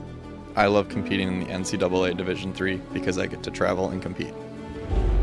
My favorite part about competing in the NCAA is the balance between academics and athletics and gaining a bunch of new friends throughout the years. My favorite part about competing in the NCAA Division III is the atmosphere that UWS has. I love competing in NCAA Division III because there's lots of competition and opportunity for professional development. My favorite part about competing in the NCAA Division III is that I get to compete locally in my hometown. What I love about competing in the NCAA Division III is the balance between classes and academics and athletics and being able to micromanage my time. My favorite part of competing in NCAA Division III, just the opportunity to compete, as well as working around my schedule as a musician and a music education major. It's a great balance, and it's a lot of fun. My favorite part of competing in the NCAA Division III is all the lifelong friends that I've made along the way.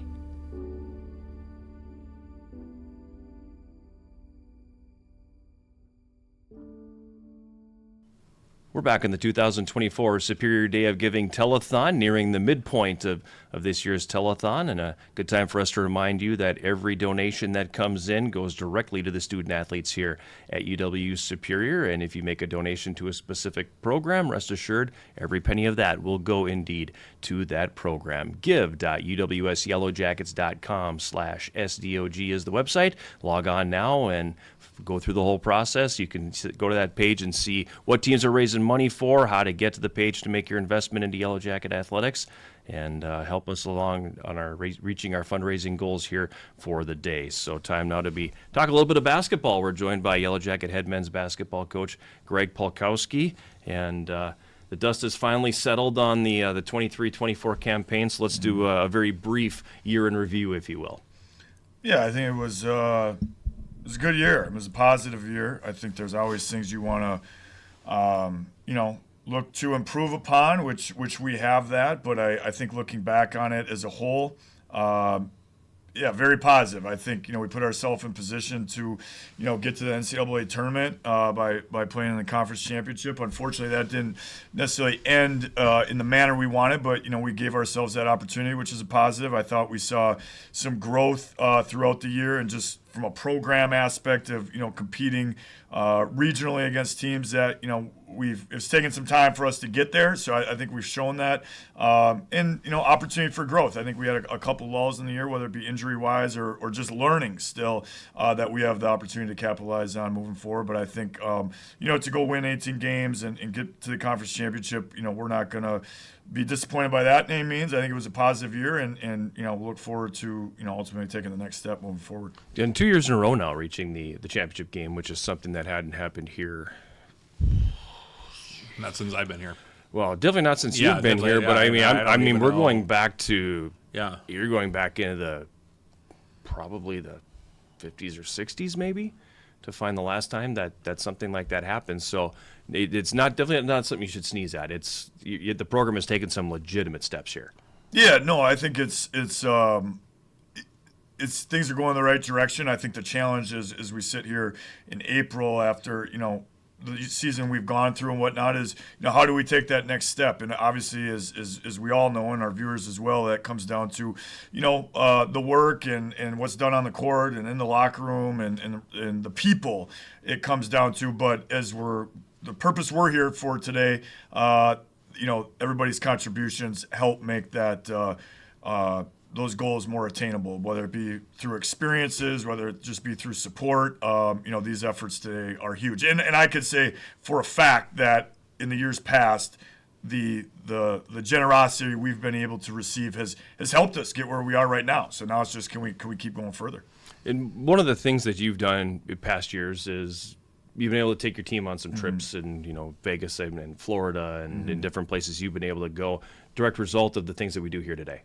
100%. And I don't even know if those necessarily have been like these big sought out planned things, but it just kind of has come about. And then we went to Vegas, which we planned out in 2021, and just kind of led into us going to Naples, Florida, which ultimately dollars need to go behind that. And to be really just transparent, one of our seniors who's coming back for his final year of eligibility next year, Javon Walker, who's been nothing short of great for our program these past 4 years. Is from Houston. I think an opportunity to go back, to where he's from. His family has been up here a ton, as you well both know.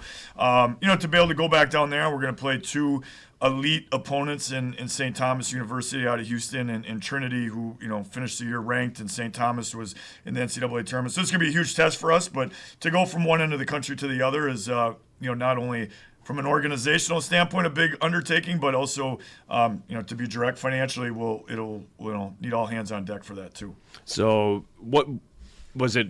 Kind of a nod to Javon to go. We want to go someplace. We're going to pick this because this is where you come from. Was that the crux of it? Yeah, I think and just staying to your word.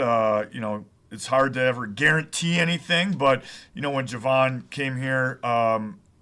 4 years ago now, that was always the intent, was to get a trip back down to Texas, and thought maybe we missed an opportunity by going to Florida, or we went with that. But now that we have this opportunity in front of us that St. Thomas and Houston has worked with us on, and Javon being here next year, it's all aligned. So looking forward to maximizing that for sure, for not only Javon and his family, but the program, because it's going to be another huge opportunity for us. Well, I think that should be part of the experience of a student athlete anyway. Right. Regardless of where they come from, you should be able to expose them to different experiences and all that kind of stuff.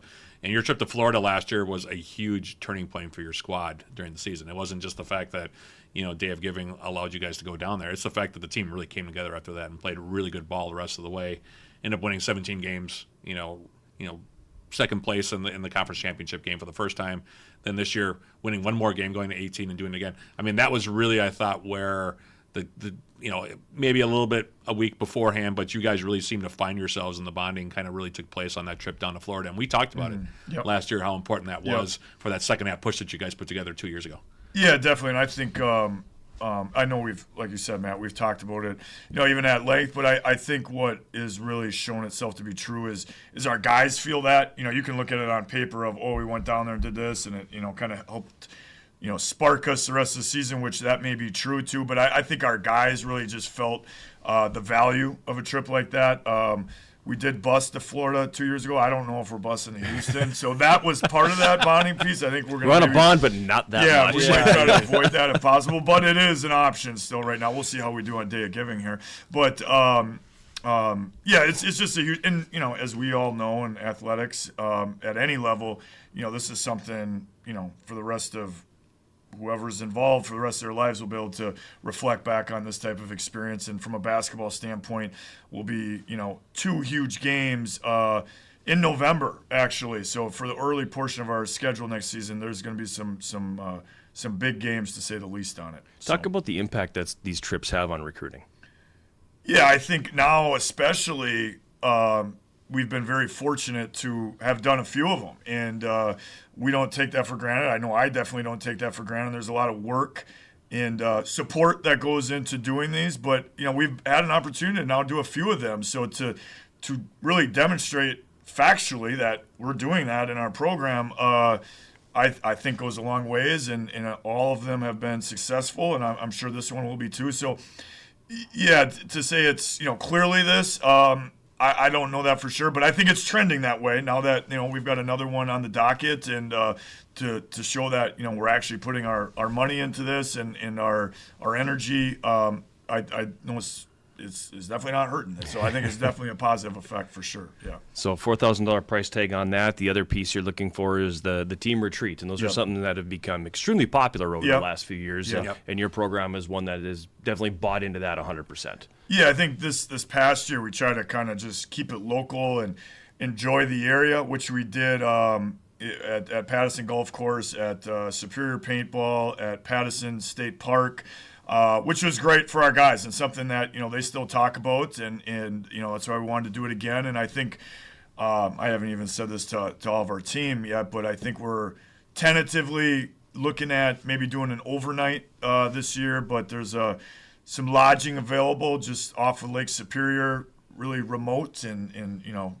offers for some good bonding and no other distractions. It's us, the Amnicon River, the woods, and Lake Superior. So I think we'll definitely have an opportunity to get to know each other. It's called getting rustic. Yes. It is yes, exactly. That's the word that was in my Yeah, mind too. it's Is getting rustic. We're getting rustic here. Yeah, so hopefully, I don't want to get too far ahead of myself. We're able to really lock all those details in. Regardless, we'll be doing some form of team retreat in the fall, but right now that's kind of what we have our eyes on, and whether it be the lodging piece, the travel piece to get there, food and all that comes with it, the support is greatly appreciated.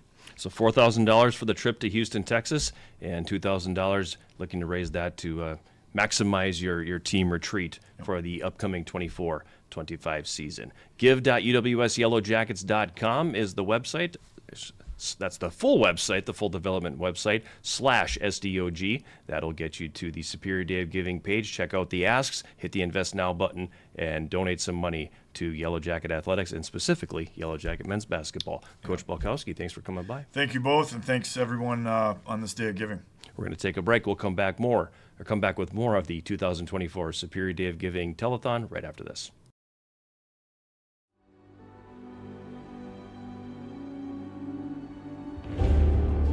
I like competing in NCAA Division III because it provides me with a well-rounded college experience where I'm able to focus on my academics and still compete in a high-level athletics.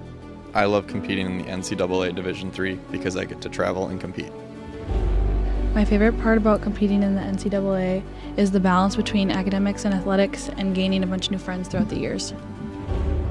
My favorite part about competing in the NCAA Division III is the atmosphere that UWS has.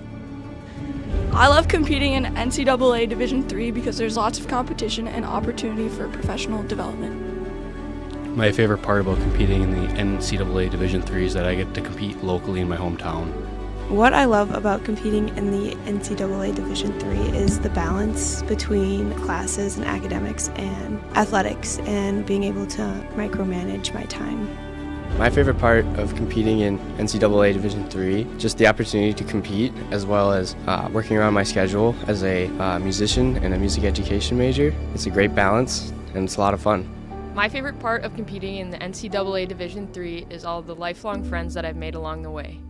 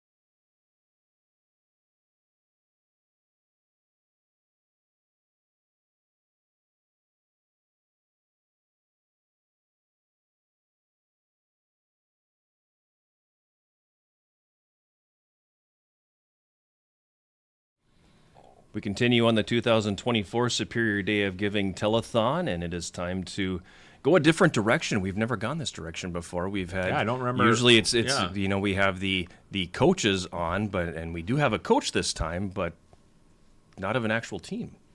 Just all the teams, Just I guess. all the teams, we I work guess. with everybody, right? Yeah, you work with everybody. So yeah, he's the coach of the department. Yes, PJ Petrowski, head coach of the department. There you go. Put that on the job title. See if that can help me out at all. Get a business card with that. Right. Yeah. Exactly. The head strength and conditioning coach here at UW Superior, and we want to talk. I want to talk first about building a program because coaches come in, and obviously, if you add a new sport, you are building a program from scratch, and essentially, you were the first full-time strength and conditioning coach here. You had to build an entire program for 17 different sports all from scratch by yourself because you didn't have an assistant at the time. So how daunting of a task was that?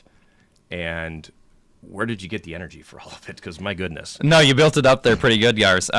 That's a great question. Coffee comes in clutch in the mornings, but no, I think for me, I like to look at it as a reframe of we get a blank canvas here, right? We start off with not a whole lot. You don't have those preconceived notions from other schools of, hey, this is how we've done it for the past 10, 20 years, however long they've had strength conditioning, where I kind of come in and get to have it blank, which in some ways is really awesome to be like, hey, I can start to make this into what I want.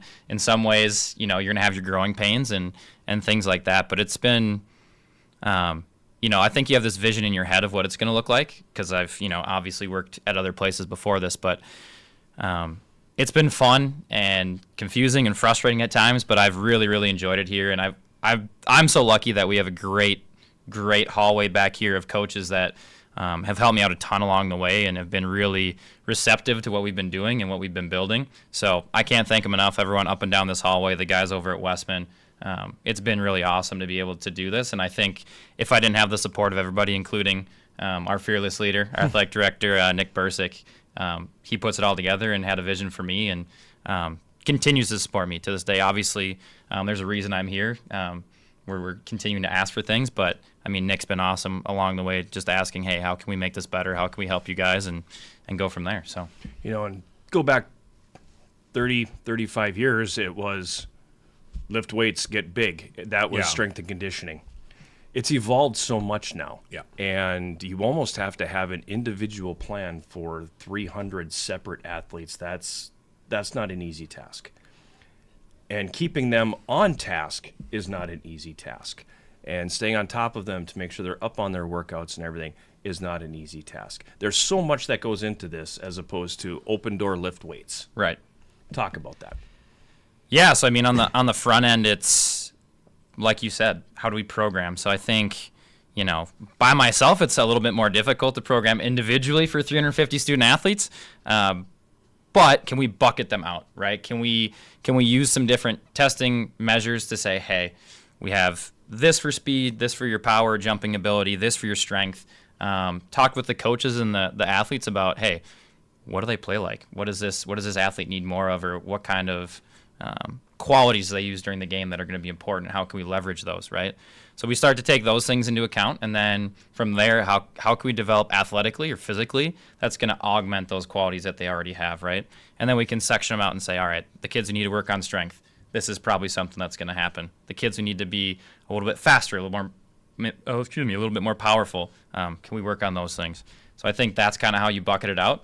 And then as we go, you can probably get a little bit more individualized from, you know, injury histories, or I think maybe a good example would be track and field, where we have a variety of different events. So maybe we get a little bit more individualized based on short, medium, or long sprints, your distance kids versus your jumpers versus your throwers, and can really start to build stuff out that way, which can be fun, but also adds a little bit more work. So, I mean, continuing to grow our staff is a big piece of that so that we can be more individualized. And, you know, instead of me with 17 teams being, you know, a mile wide and having to have a diverse background of knowledge and not being able to go very deep with each team, you know, the bigger staff we have, we can go, you know, it's only about a foot wide, but we can go a mile deep and really dig into the nitty gritty of what each sport needs as we move forward. So you talk about the growth of the staff too, and you were able this year to get an assistant coach on hand. So talk a little bit about what Jess has brought to the table. Yeah, so assistant coach Jess Burlingame, I mean, I really lucked out massively. I think that is the understatement of the year.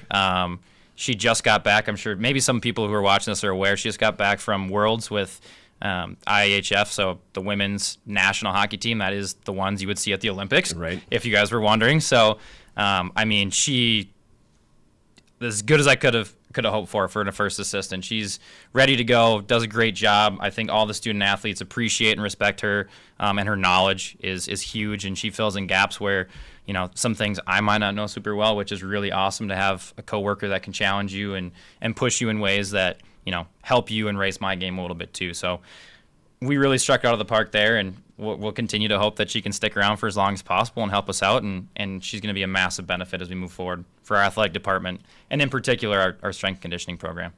So let's talk a little bit about the ask, because obviously the mission of the day is to raise money for the different asks, and this year one of the departmental asks is going towards strength and conditioning. And all I really know is that we need strength and conditioning equipment. So talk to me a little bit specifically about what you are asking for and how that benefits the majority of the student athletes. Yeah, so two things, Garv. So the first one is a specialty bar. So it's a safety squat bar from Elite FTS, which is a company that makes a bunch of different strength equipment. They're extremely useful and versatile bars. So essentially, it fits on you like a yoke. So it has a pad that goes across your neck and then down, which is super useful for, you know, if you can't hang onto a barbell traditionally. It's a little bit more comfortable. People with shoulder injuries, people who can't grab it, say you have a hand injury or a broken wrist, you just physically can't grab the bar. It's a lot easier. In fact, you could squat without your hands on this bar, which is super, super useful. So I think from a rehab standpoint, it's really awesome. It opens up some opportunities for different exercises that we can use, which Jess and I both think would be really beneficial to our student athletes as we look to prep physically. So those will be massive as we move forward from those two standpoints.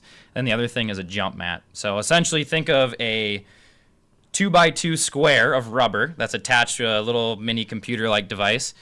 You jump on that, you step on that mat, you jump as high as you can, land back on it, you got a jump height in, you know, a second, which is going to be really huge as we, you know, tests like a vertical jump are really important to us. And when you have, let's say 20, 25 athletes in the weight room and you want to test right now, it's a little bit more difficult if you get out the Vertec and you're having to go a half an hour with everybody measuring and making sure you get the reaches right. This is just really simple. We can get through a lot of people really quickly, which makes things super useful from that standpoint for testing, and we get numbers and kids can see progress over the course of weeks, years, months, whatever it is, which is really awesome for them. And maybe for some of our teams, it's a competitive thing, so it pushes them a little bit to want to get better every day. And then from other standpoints, too, we look at the rehab process. Say you're coming back from a long-term lower body injury, right? We're trying to see where you're at from a power standpoint. Okay, how close is your number to before you were injured, right? So we can assess there. We can assess from just progress over time. There's other stuff in terms of readiness. So when we come in, let's say in-season period, we want to test how, you know, fatigued an athlete is. If we have numbers that show over the course of time, this is where you normally jump at, and you're way below, our athletes are really fatigued. Or let's say they're way above where they were. Okay, maybe we can push those athletes a little bit harder today. So I think there's a lot of benefit to those jump mats as well, and it'll be really useful for our program. You know, it's been I was here. I've been here before. We had a strength and conditioning coach, and obviously since. And I think that it has a direct impact on how well the teams are performing, because I think that we've probably, if you look across the department now, I don't think we've had as many teams performing at a high level as we do right now at any time. And I think that goes directly to what you and Jess and the student athletes put in. So, to get more equipment in that would be able to kind of help you continue to do the job that you do is huge. I really do. And we talked about this at the beginning, John. This is about a lot of what goes on behind the scenes people don't know about. Right. PJ is really at the forefront of that. What he does behind the scenes, you see the teams competing out on the court or on the field or on the ice or wherever they are. And they, at UWS right now, we're competing at a high level. A lot of it goes directly to him. And I think that sometimes that gets lost a little bit in the strength and conditioning coaches, because they condition these athletes to be able to compete at a high level and not break down and not, get tired and be able to push through. And so, yeah, any help that people can give to PJ and Jess and the rest of the strength and conditioning program is huge, I think. Well, he's literally behind the scenes. He's the guy who lives in the basement. Yes. You hardly ever even Yes. see him up here. Yes, The dungeon, as we affectionately Except call when it. he comes up to use the microwave. Right, yeah, exactly. So, I mean, but PJ's right at the forefront of what we talk about when we're talking about things that go on behind the scenes that help lead to success for people, when you do see them actually out competing. So, yeah, I've been blown away by the amount of work I know that he's put in, because he literally deals with every team and every athlete. So that's. Well, I appreciate it, guys. That means a lot that you guys feel that way. I honestly think I've just kind of ridden the coattails of the awesome coaches down this hallway. I got here at a really special time, and I think we have a really great crew. And it's not about me, right? I look at my job like a stagehand, where, if everything goes really well, thumbs up, I did my job. And if everything comes crashing down, I get blamed. But hey, let's keep fixing it and make it better, and keep going, right? It's about the athletes at the end of the day. Our student athletes are our forefront of what we do here, and my job is to help them perform better out on the field, the court, the ice, whatever we have here. So it's putting my ego to the side, checking my ego, and making sure that our athletes are that center stage, and I can just sit back on game day and enjoy, and hopefully we can get a few more wins. More importantly for me, he's a dynamite substitute goal judge. I didn't know that was part of your job description as well. Whenever I need a goal judge, I go to him first, Yeah, and he's usually available to sit in the big chair. So there you go. Yeah, no, you're appreciated for that I too when appreciate you that, do guys. venture out of the dungeon. Keep my thumbs warm during the winter Fridays and Saturdays. Does a little bit of everything. Yes. Give.uwsyellowjackets.com is the URL. Go on there now and hit the Invest Now button and make your donation and help PJ and his team get the equipment they need to continue to properly train the student athletes. PJ, thanks for coming in. No, thank you too. I appreciate it. We're going to take a break. We'll come back with more of our 5th annual Day of Giving Telethon right after this.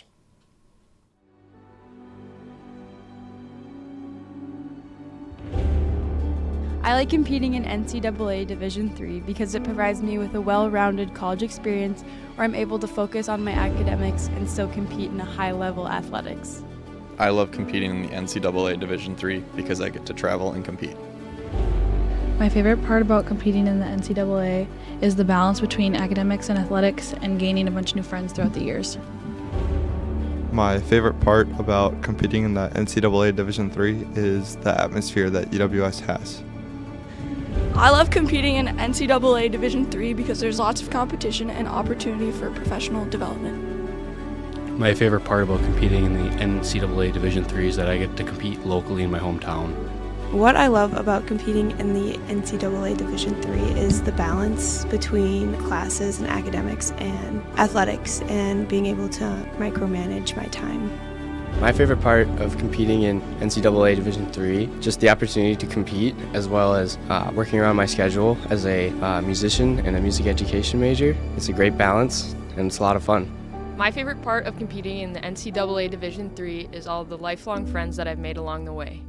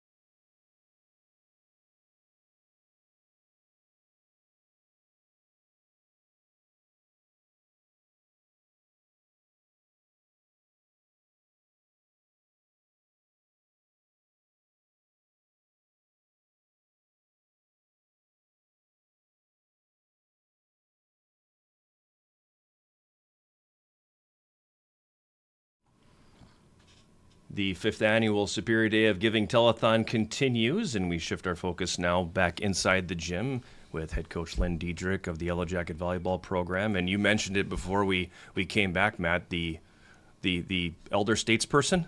Yeah, it's the in elder our statesperson department in our now, department. the longest tenured coach with Dano's retirement. I will say this. It's I'm just not you sure. now. Yeah, I don't know how you feel about it, because when we talked about this earlier during the volleyball season, because I think we did an interview about this during, like I said, your season. You were sort of like, well, I'm not sure what that means. That just means that, like, you can't get rid of me, or I've been stuck here, or what. But this is like, it was something to that effect, and I was like, well, okay, we'll go with that. But yeah, longest tenured coach in the department, and another year of almost getting into the NCAA tournament. Coming up a game short, but you've had a nice little run here the last couple of years. Yeah, thank you. I think we did have a strong finish to the year. It was really great to see our team come on strong, coming into the playoffs, and then pulling off that victory against Morris, the 3 seed, beating the 2 seed, and advancing to the championship for the 2nd year in a row. Really great to see us, compete at that level, and now our next goal is to kind of get there and win that championship. Get over the hump, yeah. shall we say. Yeah, but you got a dragon you have to slay there. Yeah, it's a significant hump to one get of over. the most powerful programs in the country is the one that resides in our conference, so it's a big measuring stick for your program, isn't it? Absolutely, yeah. And I think, with that comes, our schedule for this upcoming season. We have added some strength to our schedule, which I think will put us in a position to hopefully be able to compete with them come the end of the year and things like that.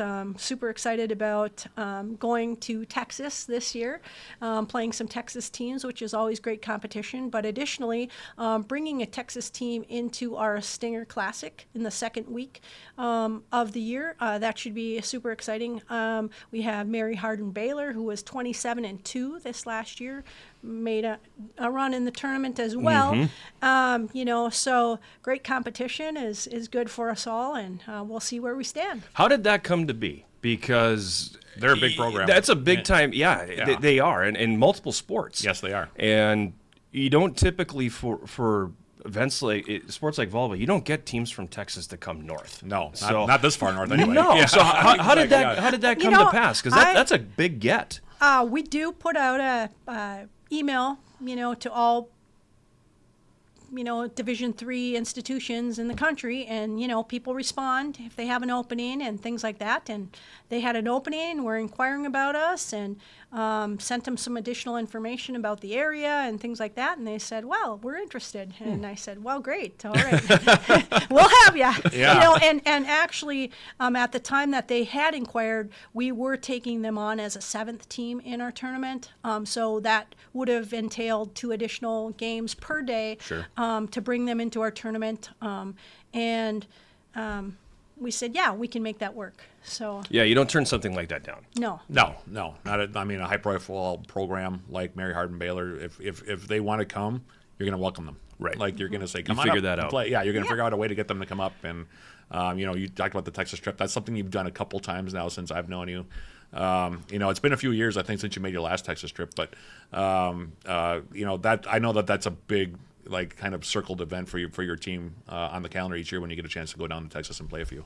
Yeah, no, we've had some great trips to Texas. I want to say this is probably our 3rd or 4th time, that we've gone down there. I think the last time was 2014, when we maybe had gone, or 2013. It's been that long. Yeah, it's been a minute. I've been here a long Yeah, time, and- man. Yeah. Because I thought it was like 3 years ago. The competition has always been great down there. We've kind of designed some things historically that we like to do, go down and visit the JFK, the spot where he was shot and killed, and things like that, as well as hit a rodeo or something for fun and entertainment and stuff like that, and great competition all over. And I'm just, happy that we're able to do that again this year.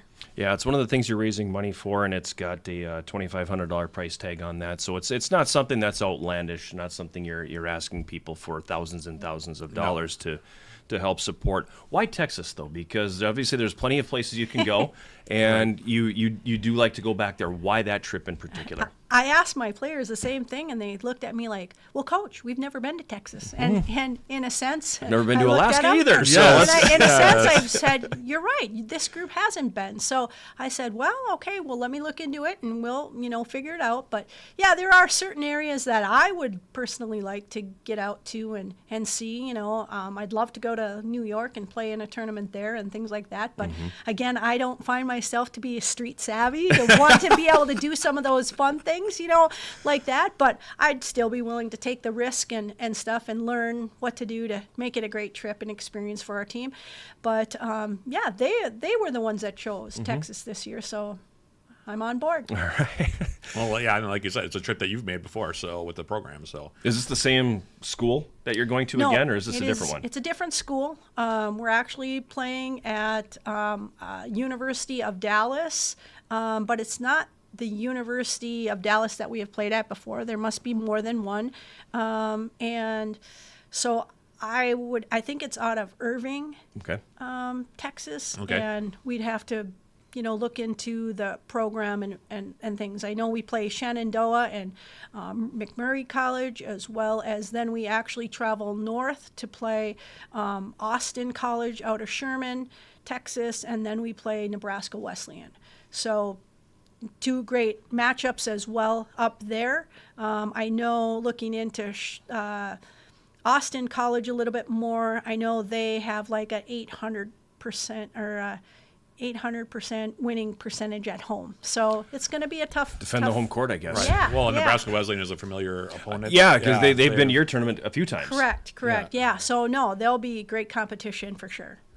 The other thing you're raising money for is a setter's target. So $1,000 for a setter's target. I think it goes without saying, but explain what a setter's target is. Well, it's basically a hoop on a bar that's adjustable that setters can use to aim while setting their sets, and it allows us to get to a quicker tempo within our offense and things like that. We can also use the target for passing as well by just adjusting the hoop on the bar and allowing then our passers to be able to pass to a certain target area and things like that. Hopefully that target will then increase our offensive percentages and things like that and get us to where we need to be in order to compete at the highest level.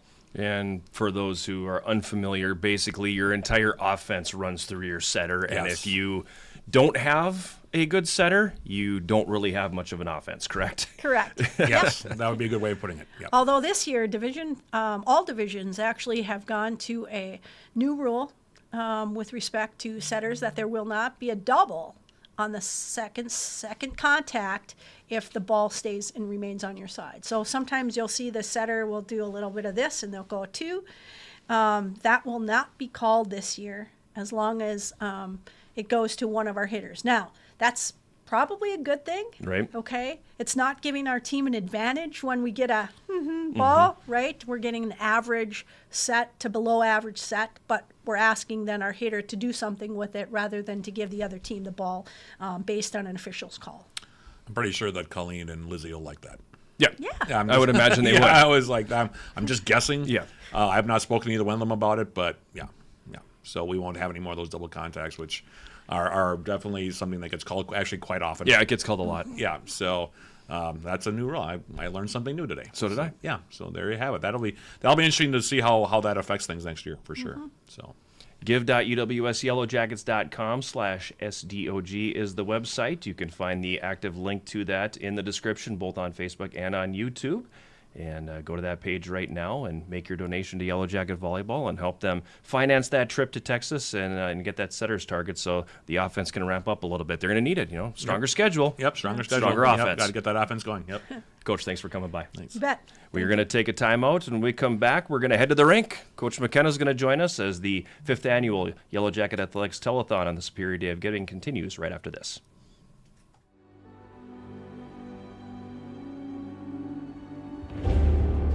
I like competing in NCAA Division III because it provides me with a well-rounded college experience where I'm able to focus on my academics and still compete in a high-level athletics. I love competing in the NCAA Division III because I get to travel and compete. My favorite part about competing in the NCAA is the balance between academics and athletics and gaining a bunch of new friends throughout the years. My favorite part about competing in the NCAA Division III is the atmosphere that UWS has. I love competing in NCAA Division III because there's lots of competition and opportunity for professional development. My favorite part about competing in the NCAA Division III is that I get to compete locally in my hometown. What I love about competing in the NCAA Division III is the balance between classes and academics and athletics and being able to micromanage my time. My favorite part of competing in NCAA Division III, just the opportunity to compete, as well as working around my schedule as a musician and a music education major. It's a great balance, and it's a lot of fun. My favorite part of competing in the NCAA Division III is all the lifelong friends that I've made along the way.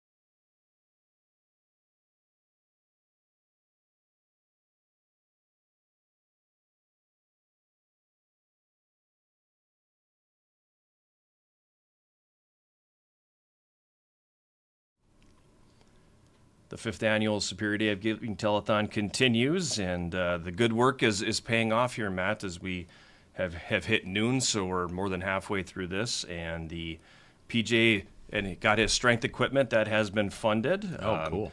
The women's basketball retreat, the men's basketball retreat, those have been funded. The baseball team gets its indoor pitching mound, so we can talk in the next segment to Coach Oakes about that. Okay. And hockey.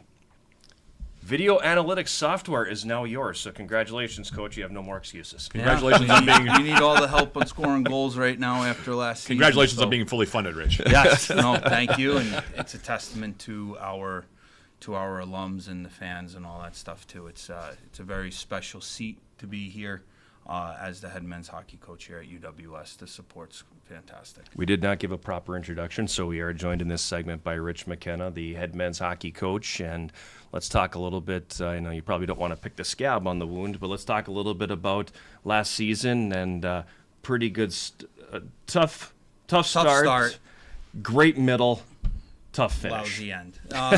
Yeah, it was, listen, there was a lot of unknowns, uncertainties, brought in 13 new guys into the team last year. Graduated or lost. We lost All-American goalie and our leading scorer, who was also a freshman, to Division I, plus 11 seniors. So lost 57 goals. We were one of the top defensive teams in the country this year. The analytics that I'm very happy that you guys helped us purchase this year didn't add up. We outshot teams. We out high danger chance teams. We did all that, but at the end of the day, it's the scoreboard that matters the most. We didn't just get the one more than the other team, but I like to think with the guys we have returning and this year's recruiting class that we've been on the road a lot in the last 3-4 weeks. It's been many miles, but I would like to think that we're gonna fix that a little bit. The development model's good. We put another 3 guys pro this year too, so it was. That's what, 24? Something like over the last 3 seasons, I think. Yeah, there's been a lot of them, and and Charles Martin in his first full, graduated 2 years ago. Last season. Yep. First full, played at Rapid City for the last 10-15 games. Got an AHL camp this year, and then got an AHL call up too. So it shows the type of players we are getting in. We just need to, it just didn't come as quickly, I think, this year, but we'll be fine next year. For those who are unfamiliar with the levels of professional hockey, the American League, one step below the National Hockey League, which is the coup de grace of everything. Yeah. So this is a big deal. And we talked about it. I was talking about it with somebody else. It's very, very rare for a Division III player to get time in the National Hockey League. Oh yeah. You go back to the early '90s, it was probably a little more common, but not very common. It doesn't happen now. It's been a long time since you've had a D3 guy get an NHL game. It's rare too, though, for them to reach the American Hockey League. So even though Charles Martin did not get a game in, very big deal for him, very big deal for your program that he got a call up and got a look. Well, they shut him down too. He wrecked his shoulder. That's why the physical part of it was he couldn't pass the physical from it. So the skill is there. He just they shut him down. They're bringing him back to camp next year for the Wranglers. So I think he'll be in a good situation to possibly get a couple of games earlier on. They were really impressed with him at camp. So it's, that's, again, the recruiting world is, people and just getting out and getting boots on the ground, right? So, again, we're going to do it again. We'll bring in some higher-end guys this year. We brought in some, Justin Dauphinay, I thought, had a great freshman year. Our goaltending, I thought, had a great freshman year. We had to replace our entire right side. Matt Danziger had a great freshman year. Rosie had another great freshman year. So we got some guys that are, a lot fell on them, throughout the season, right, as freshmen and stuff like that. I mean, Danzy played against the other from game one, the other team's top line.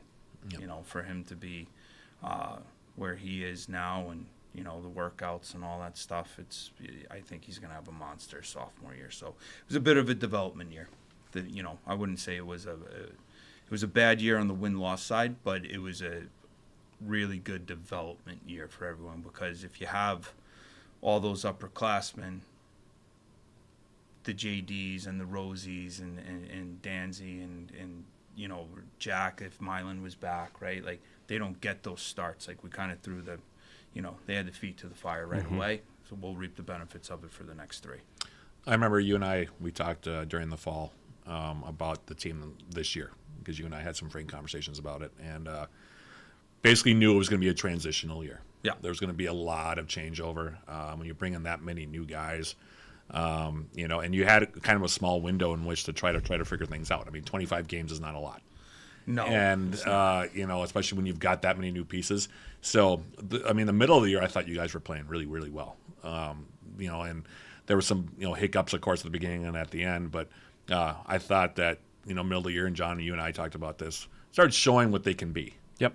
At that point. And now it's just a matter of trying to iron it all out. Trying to figure it out how to be that consistent. You hit it right on the head. It's the consistency that it takes to win, and the consistency of execution of systems, the consistency of keeping your body going, the consistency of off ice stuff. Like, it's a lot, right? So like, it's we preach that all season long. Again, you can see even in games where you almost, like, it got to a point, it's like, okay, like, what do we need to do to finally break through? We're doing everything else. Yeah. Those are moments where you preach consistency, because it taught the guys to stay with it. Now, did we get rewarded with the W? No, but they stayed with the process. Yeah. And I think in the long run, this was a blip on the screen. Those guys all can develop. We returned basically our entire D-corps. We returned all three goalies. So again, from the blue line back, we're stacked, right? Up front, we need to bring in a little bit some reinforcements, because I think if you bring in some guys that help go right away, they help other guys go, and all of a sudden, last year was an anomaly. So, like, that's the plan. And that obviously extremely important regardless, but in the conference you live in, extremely important, because it's a meat grinder. For sure. It's really it's the best conference in college hockey, and for Division III. We're right in the middle. The MIAC's a very good conference too. We have an interlock with them, and you have the NCHA. You look at we're right smack in the middle of our conference is a meat grinder, but then our non-conference games are really tough. And thanks to our alums and fans, we're going out east. That could that brings a totally different feel, totally different style game. Last time we went out east, we were pretty successful. We won both our games. This year we might even try to add another game or two with everything that there's the conference realignments and everything that are hitting Division III. Like, our sport is very unique, considering there's only 2 levels in the NCAA. It's D1 or D3. There is no D2. We have, even if you combined Division I and Division III, there's still more basketball teams or soccer teams, or there's, what I mean? So we're hoping to maybe add another game or 2 out there in Boston, which will allow us to really throw the pairwise into a little bit of a wrench. And shout out Norbert's. And then it's interesting too, because the last time you made a trip out east, you went to Pittsburgh. Yeah. And this time you're going a little further out to Boston, which is more kind of your stomping ground. Going to Beantown. But it's cool too, because you're playing in the oldest tournament in Codfish. Division III hockey. So talk about that. Yeah. So I've known the Beauty People Isle for a long time, and when we were starting to talk about fundraising for this and all that stuff, I wanted to do something special, right? So you look at the tournaments out east that would fit your schedule. Codfish very much came up. Knowing Pete really well, it was very quick. He's like, if you want in, you're in.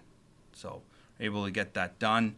The guys are going to be able to see a ton of stuff in Boston, and it'll be it'll be fun. It'll be kind of a little bit throwback to when I was, living out east.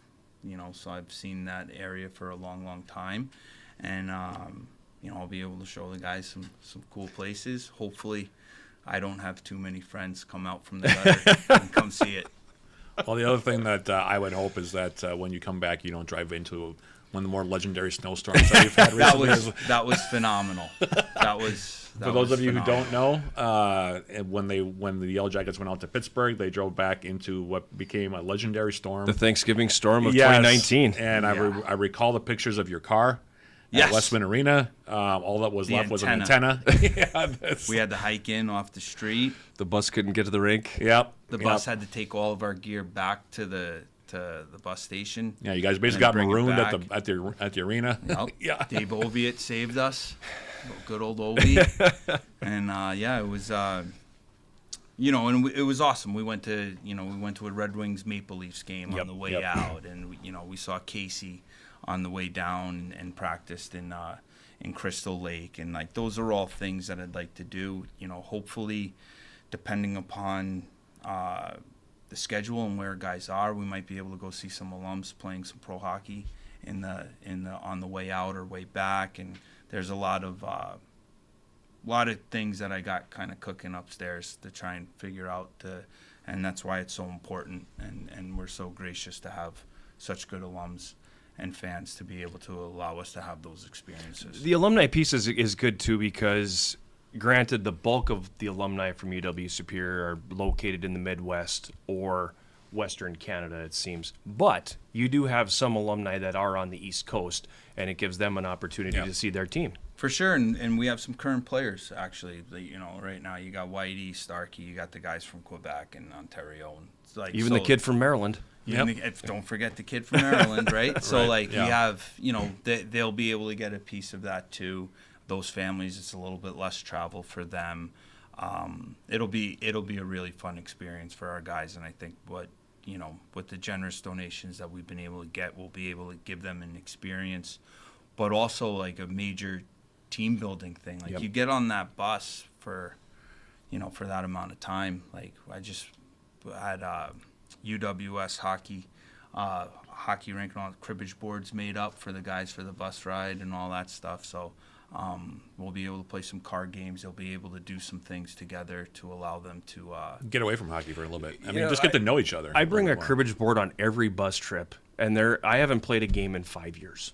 Well, this year because nobody plays cribbage on the bus anymore. But you saw JD doing it, and a bunch of I've the been new dying guys for brought people it on up. that bus to play cribbage with, So and we it now. finally have one. Well, there's so much more that goes into those trips too, beyond just like playing the game. Like it's for sure the games. I mean, it's more. There's almost more to it in terms of just getting to know the guys and getting to know each other beyond what we're doing on the ice. Well, just getting to know each other as people. Right. Yeah. And it's awesome. That's where I catch up on all my sleep from my three boys, keeping me going. So I won't wake up until Chicago. After Chicago, I'll be ready to go, have some fun, and then go back to sleep. And all the dad tiredness comes out. So it'll be good. That's almost good though too, because then the guys don't have to be directed to do anything. When they're on the bus and they're talking with each other, they're doing it organically. Yeah. You're not saying Rich isn't saying go and get to know your teammates.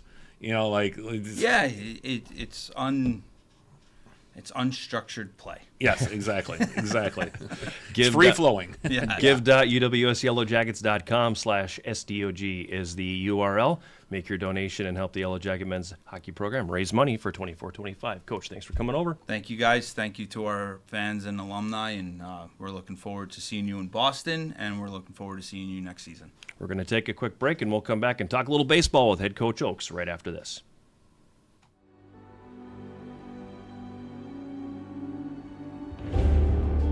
I like competing in NCAA Division III because it provides me with a well-rounded college experience where I'm able to focus on my academics and still compete in a high-level athletics. I love competing in the NCAA Division III because I get to travel and compete. My favorite part about competing in the NCAA is the balance between academics and athletics and gaining a bunch of new friends throughout the years. My favorite part about competing in the NCAA Division III is the atmosphere that UWS has. I love competing in NCAA Division III because there's lots of competition and opportunity for professional development. My favorite part about competing in the NCAA Division III is that I get to compete locally in my hometown. What I love about competing in the NCAA Division III is the balance between classes and academics and athletics and being able to micromanage my time. My favorite part of competing in NCAA Division III, just the opportunity to compete, as well as working around my schedule as a musician and a music education major. It's a great balance, and it's a lot of fun. My favorite part of competing in the NCAA Division III is all the lifelong friends that I've made along the way.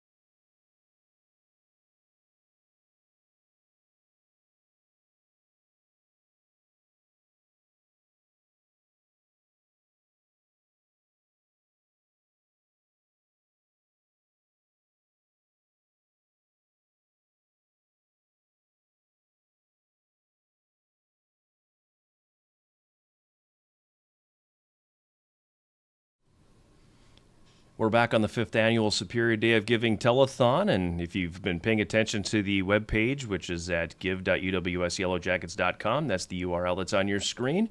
You'll see the ticker at the top of the page, and we've just ticked over $28,000 brought in so far on the Day of Giving. So slowly but surely making our way to where we need to get. And speaking of where we need to get to baseball right now. Yep. And head coach TJ Oakes. But first things first, congratulations, you now have a fully funded indoor pitching mound. Sweet. So the pitcher and you should be pretty happy. Yeah, exactly. I expect to see a few MPHs added to your fastball now. Yours personally. Yeah. No, it'll be nice to add another mound. Our roster's continuing to grow, and we have 20 pitchers on the roster. So getting them more access to mounds and getting them more access to the resources is a very valuable thing. And it's a young staff, too, by the way. Exactly, and that was kind of where I was going to start with the conversation. A lot of freshmen and sophomores in that group. You're in the teeth of your season, and how is the post-Tappy, post-Rodriguez pitching going for you this year? So far, so good. So hopefully we can continue. We got 3 guys that are throwing the ball really well right now as in the starters role, and then we got some relievers that are coming up and stepping up big. So obviously that was the biggest question mark coming into the year. We had to replace a ton of innings, and so far, like, the guys are stepping up and doing it. And it's all about throwing strikes, mixing pitches, mixing speeds, and that's what they've been able to do, and we've been able to have a lot of success so far. Matt and I have had a couple conversations this year about the young man on your roster, Mr. Romans. Talk a little bit about him, because it seems like there's a lot of talent in that young man. Yeah, for sure. He's got a lot of upside, a lot of room to grow. He's had some really, really, really good outings, and he's had some subpar outings, but I think that's just part of the maturity process, part of growing, part of being a young pitcher. You're going to have some outings where you don't quite have it figured out, but then the key for me is he's always bounced back with a good outing after maybe a below average outing, which is a really good sign of a mature pitcher and a pitcher that's continuing to grow and get better. Well, and it's, I mean, because Aiden Pfeiffer, who has also stepped in as number 2/number 3 starter really in that role, just a sophomore. So, I mean, he's another guy that, his role last year was mostly in long relief. And then he comes in this year, and he's been throwing a lot of innings for you and throwing them well. For sure. He's been a guy I know that you also use in relief sometimes. If Zach or Ben are not having the greatest game, Aiden will come in if he doesn't have a start scheduled. So he seems like he's also rounding out into a guy that is really reliable in multiple roles for you. Yeah, for sure. He's very reliable, very consistent. He's going to throw strikes, he's going to pound the zone, and he's going to mix pitches, and he's going to be a bulldog up on the mound. We know that. He always wants the ball, no matter what situation it is, and that's what you can't argue with that. Whether it's a closing situation, starting, long relief, he doesn't really care what his role is. He just wants the ball, and he wants to help us win. I think the last time we had any kind of depth conversation with you was on the podcast, and it was prior to going to Florida. I think you had just played the St. John's games and the Augsburg games, is what you had under your belt. So talk to me a little bit about how things have progressed since you were out down in Florida. Yeah, I think they progressed nicely. I thought it was really good for us to face a challenging schedule early, facing some LAC teams early, and then the schedule in Florida, we didn't get a break. One good team after another. We didn't get a game where we're like, man, we can kind of coast this game. Like, it was a legit team one after another, so we had to show up every single day. Didn't have the greatest results, didn't have the results we wanted down in Florida, but I think it really helped us grow as a team, and we saw where we were and what we needed to improve on. And I think we were able to make those adjustments once we got back home. Obviously, we would have loved to be outside once we got back home, but we got stuck back inside. But you got outside in January, and that's what counts. Yeah, exactly. So, but we got inside and started working on the fundamentals, started working on things we needed to work on. Offense was scuffling early on. We faced some really good pitching, so that's always a factor. But now I think our offense is starting to roll. Our pitching and defense have been there all year. Defensively, we've been phenomenal. And the pitching staff has been really good, throwing strikes and commanding the zone, which has been crucial. So hopefully offensively we get it here clicking here. Last weekend we had a really good weekend, so let's keep it rolling from here. It's really kind of been the hallmark since you've been here, though, is pitching, throwing defense. strikes Yep. and picking up the ball. Your pitchers don't walk anybody, and you don't make errors. Yeah. So, I mean, that's really you talk about that as being, a big key for the success, but that is a building block of your programs, it seems. 100%. From the day one I stepped into this program, I said we gotta be able to throw strikes on the mound, and we gotta be able to play defense. I'm just not a fan of outslugging teams. I don't think you can rely on that, and I don't think you can consistently win that way. I think you can consistently win if you throw strikes and you play good defense, and limit them to five or less runs, and you have a good chance to win majority of your games. Yeah, and that's really been the hallmark. I mean, in the past, we've had some teams that will kick the ball around a little bit. Guys couldn't find the zone, but that has completely changed since TJ's been here. And now you can go into a game watching a Yellow Jacket baseball team and know a couple things. Number one, pitching is going to be good. They're going to make the other team bat themselves on the base. They're not going to be walked, and once the guys get on base, you've got a good backstop with Isaac back there, who has a good arm. He calls the pitches himself. And he reads the game real well. And the other thing catcher in me loves that. Yeah, and the other thing is when the ball's put in play, if it's playable, our guys are going to make plays on it. And that's and that's something that we haven't always had. So that's a really nice thing to look at. And the guys are hitting as a team. They're hitting almost 290, which isn't a bad percentage. You want to go maybe a little bit higher, but overall, I'd say that it's been enjoyable to watch the program grow under TJ and. Looking forward to seeing them this weekend because you guys are going to be at home this weekend. So. Yeah, finally a home opener. Yeah, exactly. Yeah, we're going to have 23 games under our belt before a home game, which is bad scheduling. Yeah. Well, I think we were supposed to have some opportunity. Well, I might be wrong about this, but I thought we were going to have an opportunity to have a couple of home games earlier, but then the snowstorm stepped in and we had to start flipping things around. So, so that also factored in. So, the bulk of your schedule going forward now is conference play. And it seems like early returns, this thing's wide open, isn't it? It's probably as wide open as the UMAC has ever been. Yeah, 100%. I think the conference is as good as it's ever been in baseball, which is awesome. We want to see a lot of parity throughout the league, so I think you got to show up every single day, no matter who you're playing. And it's a really good thing for the league. You got to show up, and anyone can beat anyone. So it makes it enjoyable. It makes the 3-game series enjoyable. To have to show up to the park and have to earn every victory. And by the way, quick plug for TJ's teams this weekend. They're at home on Saturday and Sunday this week against North Central. Doubleheader Saturday yep. and single on Sunday. Correct. 1 o'clock Saturday, noon on Sunday. Yep. So it'll be fun. It'll be my first chance to see them in person. I've watched you guys on streaming quite a bit this year, so that's been good. But I'm looking forward to it because I'm going to be in the booth for those. So I'm looking forward to seeing what the Yellow Jackets bring. And hopefully, for those of you who are in the area, maybe watching, come out and check out the team. It's supposed to be a nice weekend. So. Yeah, it's supposed to be really nice. On top of that, the weather's supposed to be good. So. Yeah, I mean, I look forward to the spring now between softball and baseball. I didn't always, but now I do because both teams are going to be highly competitive. So that's also nice to have. So after games, there is something called recovery, and segueing into what we were raising money for here today, the Mark Pro Plus recovery tool. Talk to us about that. Yeah, it's basically a portable stim unit. You can kind of hook it up to wherever sore on your body, arm, legs, back, wherever you have some soreness, it kind of relieves that. So we've all heard of the stim machines that you go in athletic trainers for, but those are plug-in units that are not portable at all. And now they're making portable devices where we can take on the road with us.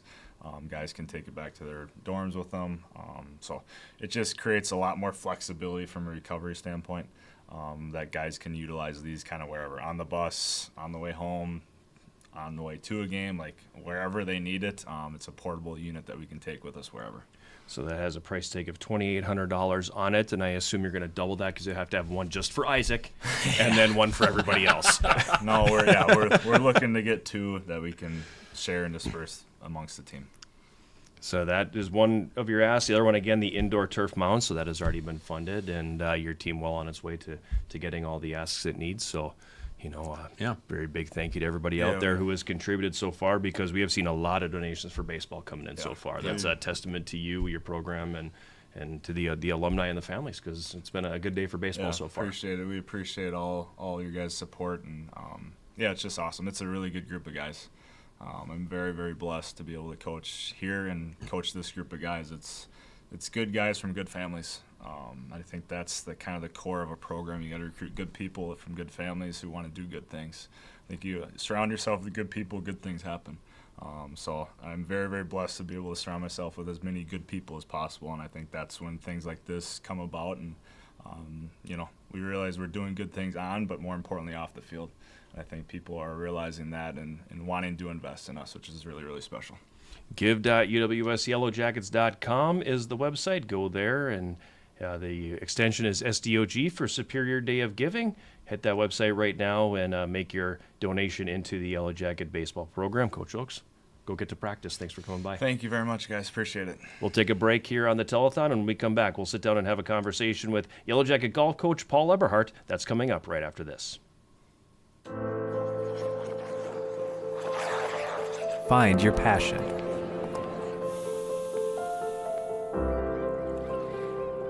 Find your people.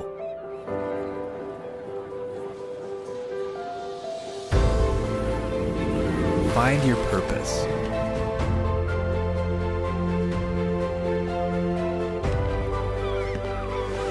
Find your superior.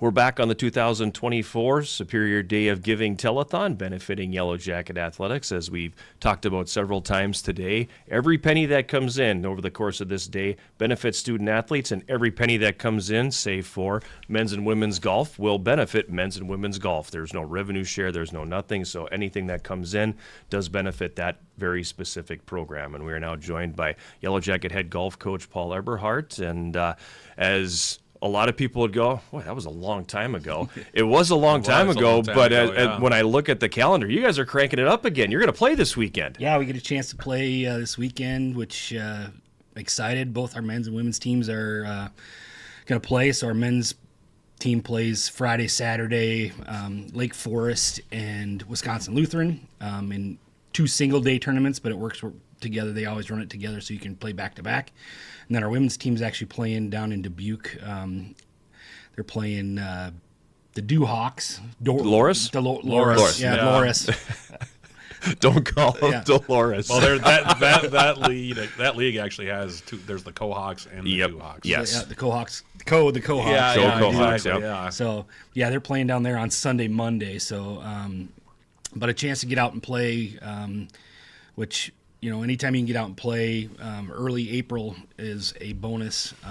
And obviously it's a little bit of a trip for us down to either place, but it's a chance to get out and play and get some spring golf in. What are the any idea what the course conditions are? Not really. I know that for most, at least the Milwaukee area and south, it's been even here, it was a super mild winter. They did have snow last week, where we had it 2 or 3 days before. They had it 2 or 3 days later.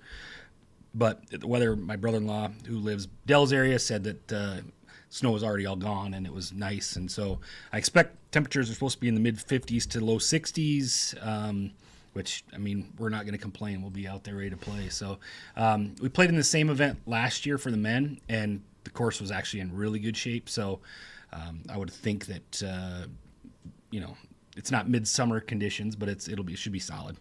Your men's program, NCAA tournament bound, obviously. So these matches meets I should say, tend to carry a little bit of extra weight for them because it's not just a chance to get out and play and enjoy your sport. They got to knock some rust off here, and then they've got to get back into their game a little bit, don't they? Yeah, that's kind of the hard part. So for golf, because we're a split season, and for us, we play our conference in the fall. You come off summer where your guys are playing every day or every other day, or they're playing a lot, and by the time we start practice, most of our guys are game ready to go. Mm-hmm. And with the spring championship, as the NCAA has, we're coming off a 6-month layoff, and so you're trying to work off rust. And a lot of teams from our area played last weekend. I shouldn't say a lot of teams, but several teams from our area played last weekend. Illinois Wesleyan hosts an event, and they played last weekend. So this will be our first chance to get out. So it'll be great. I just can't, I'm ready to get out, and the guys are ready to get out, and the women as well, to get out and get some matches in and play tournament golf. Such a different mindset. We've talked about this before, but such a different approach to your overall season when it comes to men's and women's golf than any other sport. I don't know if I could do it. Yeah, except for maybe tennis. But yeah, it's the same. It's very, because you're going full bore for, the first about 2 months of the school year. You play a couple meets before the school calendar even starts. You qualify for the NCAA tournament. You're super excited because you're conference champions again. And all of a sudden you shut it down for 4 months. Yeah. And then you got to start over again. It's a very bizarre kind of thing, because now they're sitting there and they're waiting, and they've got this date circled on their calendar for the NCAAs, which is in May. Right. Yep. So you've got this whole thing of this time. You've got that date circled, but like you said, it's such a different approach. You have to really train your mind, especially if you're someone like you and I who played sports where you're going and going, and then when you're done for the year. Mm-hmm. And then you just start over again next year. For you, it's different. It's a different approach, and that's got to be hard to coach at a certain level too. At a certain level, I would think. Yeah, I think we've done it the last 5 out of the last 6 years, and obviously COVID threw a wrench in there. But we've won our conference 5 out of the last 6 years on the men's side, and so I think we've kind of come accustomed to it. So some of the guys were all part of it last year, and so there's this feeling about now it's our approach, and several of our guys did some stuff during spring break to try to get themselves ready, and try to, you kind of, they'll play any chance they get. Right. So it's one of those things where,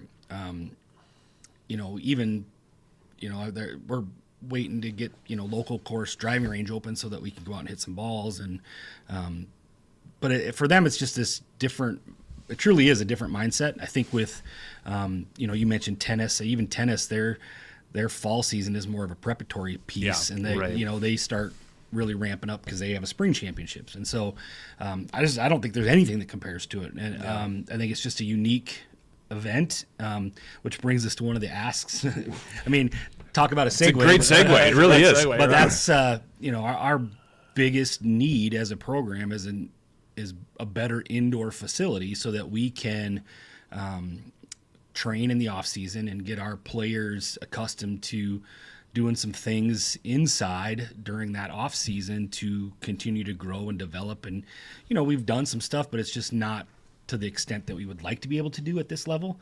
And for us, I really feel like it's the next logical step for us to be able to take an approach to really focus in on some of the winter prep to get ready for spring, which I hate to say we really haven't been able to do. So that's sort of where that ask comes from. And as mild as the winter is, or was this year, courses in the area obviously weren't open, so you didn't have that opportunity to play. And this is the biggest of big ticket items. It's got a $20,000 price tag on it. Right, so let's talk a little bit about what is that indoor facility. What do we have currently?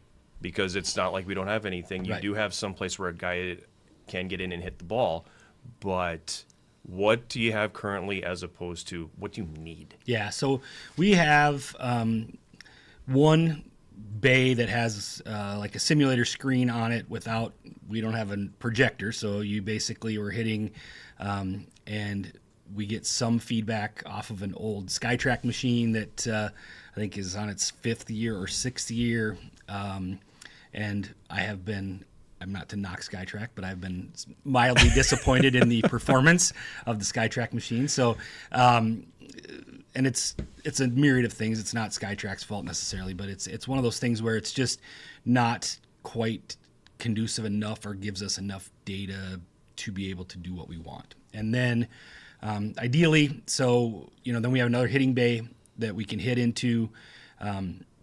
We don't have any putting area, which obviously is a huge part of the game, is to be able to make putts. And so ideally what that $20,000 would do is get us a new simulator launch monitor piece that we can actually project onto a screen so that you can, have ball flight and track your swing. Gives you a little bit more data than we're getting now on, spin ratio and some other things to really try to make sure that you're hitting the ball flush and those types of things so that you're making great contact.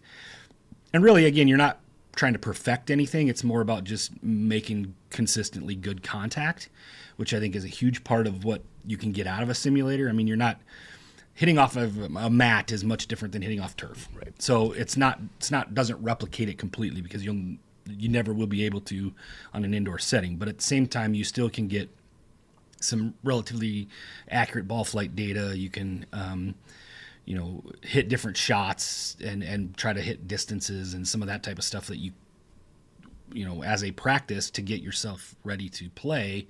And we're just not capable of doing that right now. And then we would also try to add in a putting area. So the putting area, there's several different companies out there that can do custom putting areas, but really try to get a custom area that has some minor undulation in it that you have to actually read a break and read some of those things. It's not just a flat panel where you're popping balls like I have in my office. Right, exactly. It's not like putting on the carpet here where you it's gonna go like a rocket and there's gonna be some break to it. In my house, if I tried to putt, I'd still have a break because my floors are a little uneven. But so it happens when you have an older house. But it's sort of that is the idea that we would develop a home for our men's and women's teams in the off season where they have a place where they can go and train. And right now we're really the only sport that doesn't have some sort of off-season place. Even probably hockey's probably the next closest, but you can do some things with hockey inside that sort of simulate. But soccer can play in the field house, tennis can play in the field house. Everybody has an off-season place where they can train, except for us. And so that's where this comes in. To me, it's super important for us to be able to take the next step and try to continue to grow our players and help them achieve the success helps us hopefully be able to recruit at a higher level, which is another piece that we're in the north, and so I lose kids all the time that want to go south because they know the weather's better and they can get out and play more golf. And I don't blame them if that's what they have the resources to do that and they want to do it. But if we have a viable facility, maybe we can change that tune because it's something that we can sell. You said we are in the north, so the other ask, a much smaller price tag on that. You need some cold weather gear. Yeah, and again, this is something that comes into play. It seems like almost every year for our conference championship. So the last 2 years, hats and and hats aren't a big deal, but like even warmer golf level jackets. Some rain pant type things, and some of the guys typically have good gear that they brought with them, but there's a lot of them that don't, and so having some gear that we can keep on hand for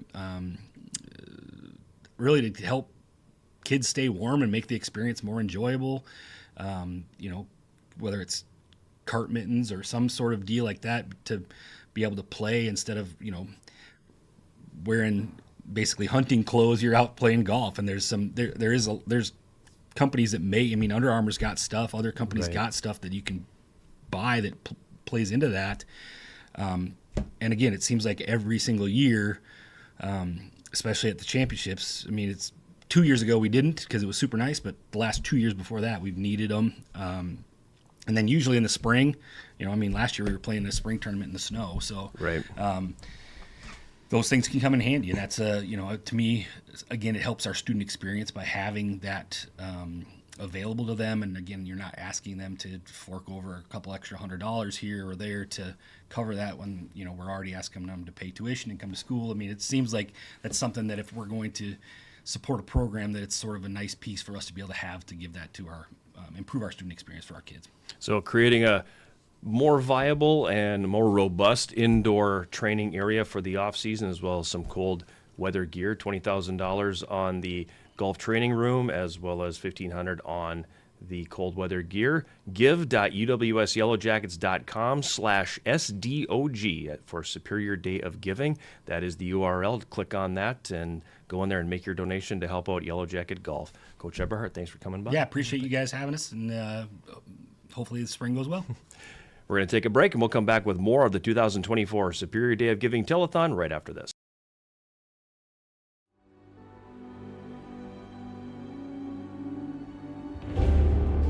I like competing in NCAA Division III because it provides me with a well-rounded college experience where I'm able to focus on my academics and still compete in a high-level athletics. I love competing in the NCAA Division III because I get to travel and compete. My favorite part about competing in the NCAA is the balance between academics and athletics and gaining a bunch of new friends throughout the years. My favorite part about competing in the NCAA Division III is the atmosphere that UWS has.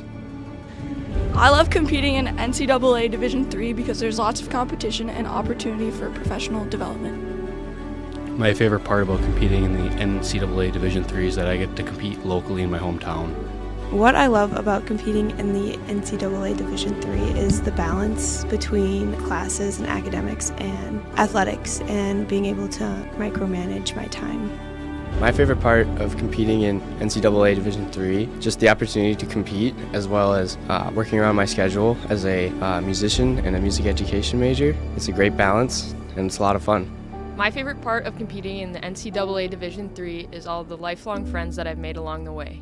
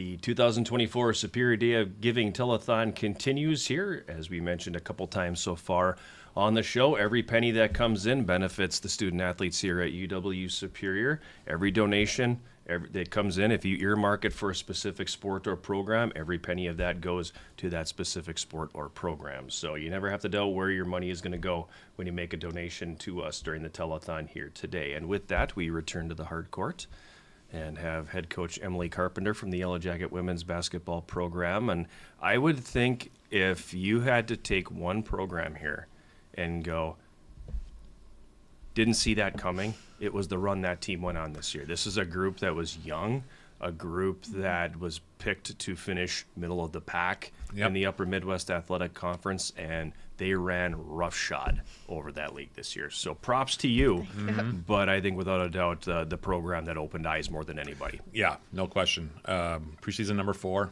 coming off a playoff season, the previous year. But I think the team, the amount of growth that the team showed this year, really, really remarkable. And it's full credit to the lady sitting to my left and the lady sitting to your right, because young coach, second year as a head coach, it's one of those situations where that first year you're kind of getting your feet wet a little bit, trying to figure out what you're going to do. Go from 10 wins to 18 wins, hang a banner, almost make it to the NCAA tournament, come up one game short. I don't know anybody that saw that coming. So, did you?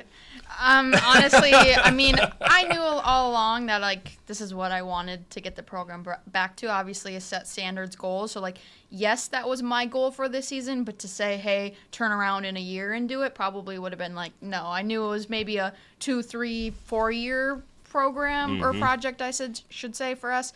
But I mean, our first team meeting that we had, we set goals, and almost all the girls said, hey, conference title, conference champs this year. So they kind of knew what the potential we had, just based off of a lot of the returners we had, the improvement that we were able to make last season. So we were kind of really using that for motivation, bringing in some key freshmen transfers, things like that. So we knew we definitely had the potential.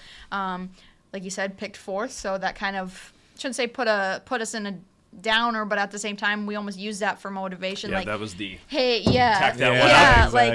we know we're not the 4th team in this conference. We're 1, and I think we just really believe that, and the girls trusted the process, and they just went out there and wanted to achieve it. For the first 10 games or so, it was win 1, lose 1, win 1, lose 1, lose 1, win 1. Right. When did it register with you that this was going to be more than just your second year team, second year of a rebuild kind of team, getting away from the win 1, lose 1, lose 1, win 1 kind of thing? When did it register with you that this was something special? For sure. I think for me at least, Coach, I kind of knew it all along, just in terms of, yes, it was win 1, lose 1, win 1, but last year we went 2-8 in our non-conference schedule and everything. So with us to come out almost 500, maybe even 6-4. I don't remember the exact number, but we were competing. I know we lost a few WIAC teams, but they were lesser losses than they were last year. So kind of just making those little improvements. But then I think it was really that first conference weekend, the one that we had in December, and then we didn't play conference again for over a month. Morris Crown to open up, and just the girls in the past haven't really. Yes, we went 1-1 against Morris last year, but they have always we haven't beat Morris. We've never won at Morris, things like that. So I kind of just think that was kind of eye-opening right away. Okay, hey, we can do this 3-0 to start conference, and then 2 just after that first conference loss a little bit. We obviously had beat Northwestern the day before. That was a huge win for us on the road. Then North Central kind of didn't knock us off our high horse, but at the same time, kind of like a reality check, okay, this is going to be a little bit tougher. But like I said, just I think more motivation then, and then from there, we kind of just were that's enough. We've had enough of this. We want revenge on basically every other team in the conference, and we kind of just ran with that. You're the radio voice. When did you see it? I think coming into I wasn't quite sure coming into this year what the team was going to look like, and I think that was something that you and I talked about. We knew they were going to be taller. There were going to be more numbers, more players that were going to be probably available to play that could perform at the collegiate level right away. But it was a very different looking team this year from the previous year's team. where it was very, I mean, not to say you guys weren't guard oriented, but you were very small physically your first year. This year, the team was a lot taller, led by Charlotte in the middle, who is 6'3". And then you bring in Emily Daler, who is a 6-footer and is also a true post player, and rebounds the ball really well. And Elise took a step forward this year. Just one? Yeah, like, well, you know, just one, Coach? I was expecting her to do that. I was expecting her to do that, and I know you were as well, expecting her to do that just because she's always had that ability in her game. But what was really, really, when I realized that the team was coming on was when Erica Matson went on her little run. And the cool thing about it was from a standpoint of someone who's watched Erica Matson play 2 sports for most of her career here, just 1 sport this year in her senior year, seeing her kind of step forward and kind of become that senior leader kind of out of the blue. I'm not sure anybody expected that from her. And then the steps up that some of the sophomores took. I thought Elsa Olsen had a really good second half of the year. You know, Mackenzie Lesha, who you know, is a 2-sporter here. I thought that she had a really, really good year, especially defensively. And then the chemistry of the team. I thought the chemistry of the team was really, really good. Everybody fit their roles pretty well. I guess for me, it really dawned on me that this team is for real when they beat Northwestern down there. Okay. That was a big win for me. Northwestern was a preseason favorite. They returned most of their players from last year, seeing them went to the NCAA tournament. And then to go down there, because we had beaten them down there the previous year as well. And I thought that, you know, if we can get through that game, I think we'll show something. And not only to come and beat them, but to come from behind and do so. I mean, we weren't done by a ton at the half, but we were down a bit. And then to come out in that third quarter and really, I think, scored 28 points in that quarter, that was where it began to, and really took control of the game at that point. That was where it really began to dawn on me that this team could do something special. You know, and you know, the loss of North Central during the regular season was a blessing in disguise. It was also the only game we played where they had an extra day rest that we didn't have. So that also factored into that game because we were right there with them too. We were leading up the half of that game. And then we ran out of gas a little bit in the second half because they were fresh and we were not, because we had played Northwestern literally the night before. Right. So, and that was a big emotional win for us. I thought, yeah, I mean, at that point, I thought, okay, you know, I when you guys went down and beat Morris down there, that was big too. But yeah, the thing that got me thinking that this could be a special year was the fact that the team was so consistent in their approach and in their performance. There really wasn't any peaks and valleys. So you get that sometimes in that first year. I thought that first year there were some games where you guys played well, and then there were games where it's like, whoa, my gosh, there's some improvement that needs to be done. This year it was very even, and that was across the board, even in the games that they lost. You know, the performance was pretty much, you know, and the effort level was pretty much consistent. And that's when you know you've got something special going. For sure. And the fact that it's also still a young team is nice too. Yeah, there's a lot of returners coming back next year. Yeah.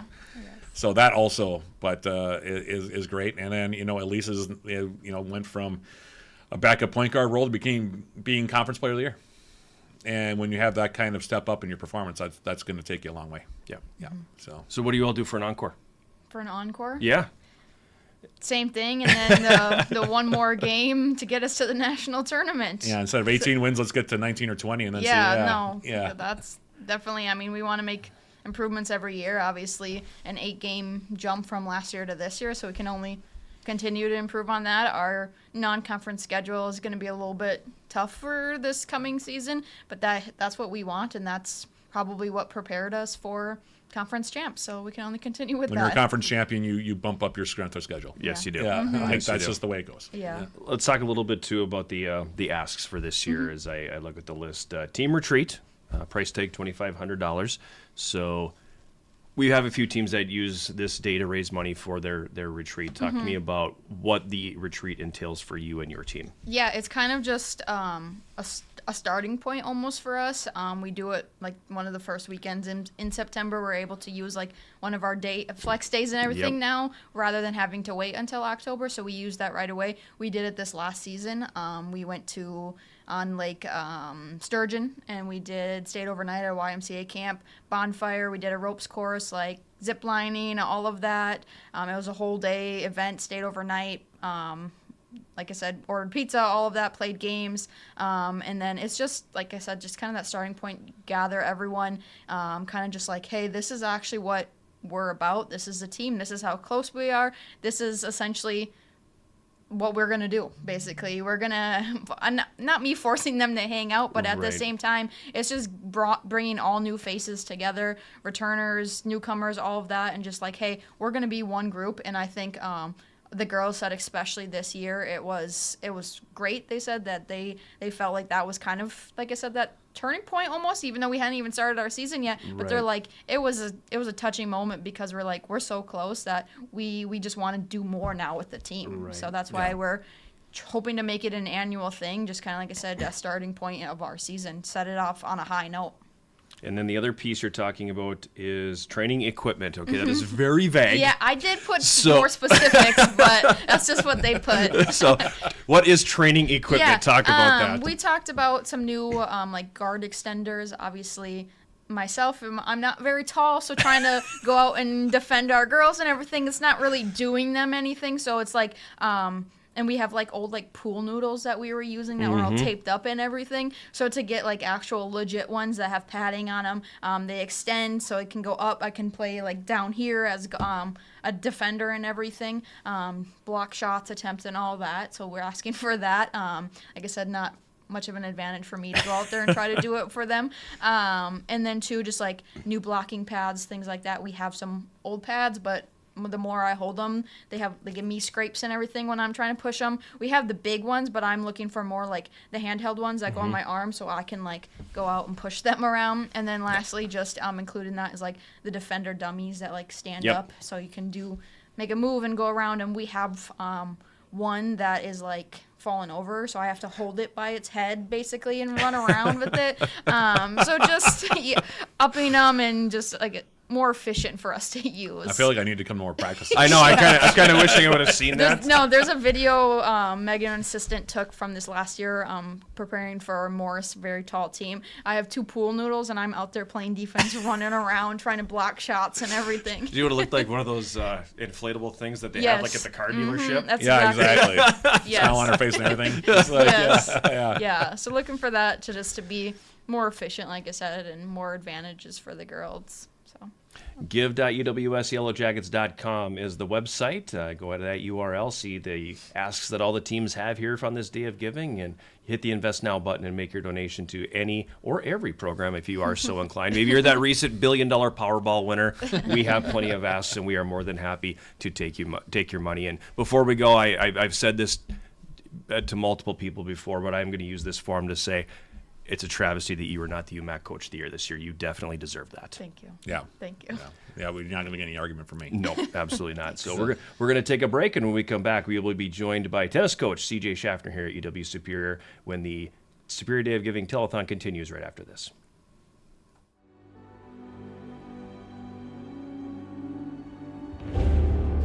I like competing in NCAA Division III because it provides me with a well-rounded college experience where I'm able to focus on my academics and still compete in a high-level athletics.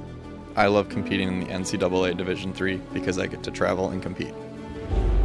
My favorite part about competing in the NCAA is the balance between academics and athletics and gaining a bunch of new friends throughout the years. My favorite part about competing in the NCAA Division III is the atmosphere that UWS has. I love competing in NCAA Division III because there's lots of competition and opportunity for professional development. My favorite part about competing in the NCAA Division III is that I get to compete locally in my hometown. What I love about competing in the NCAA Division III is the balance between classes and academics and athletics and being able to micromanage my time. My favorite part of competing in NCAA Division III, just the opportunity to compete, as well as working around my schedule as a musician and a music education major. It's a great balance, and it's a lot of fun. My favorite part of competing in the NCAA Division III is all the lifelong friends that I've made along the way.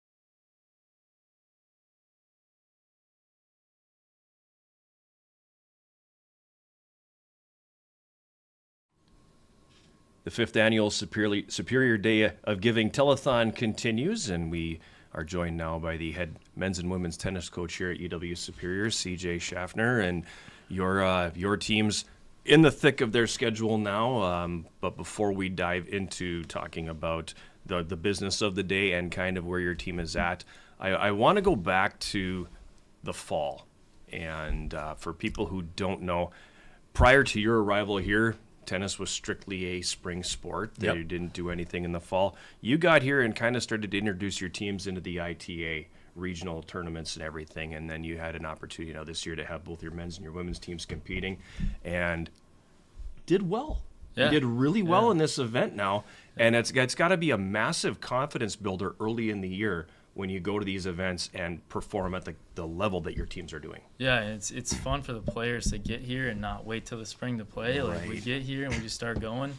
We even added some dual matches this year. Like, it's been really fun to see the growth in the fall, get a taste of it, get them hungry, and then kind of go into that off season getting ready for the spring. So the ITA tournament was great again this year. It was good to be there, and we had actually an alternate tournament as well. So we're playing just more stuff in the fall, which has been great for the players. And I imagine that whole thing is very key in recruiting, because there are plenty of schools that do not play in the fall.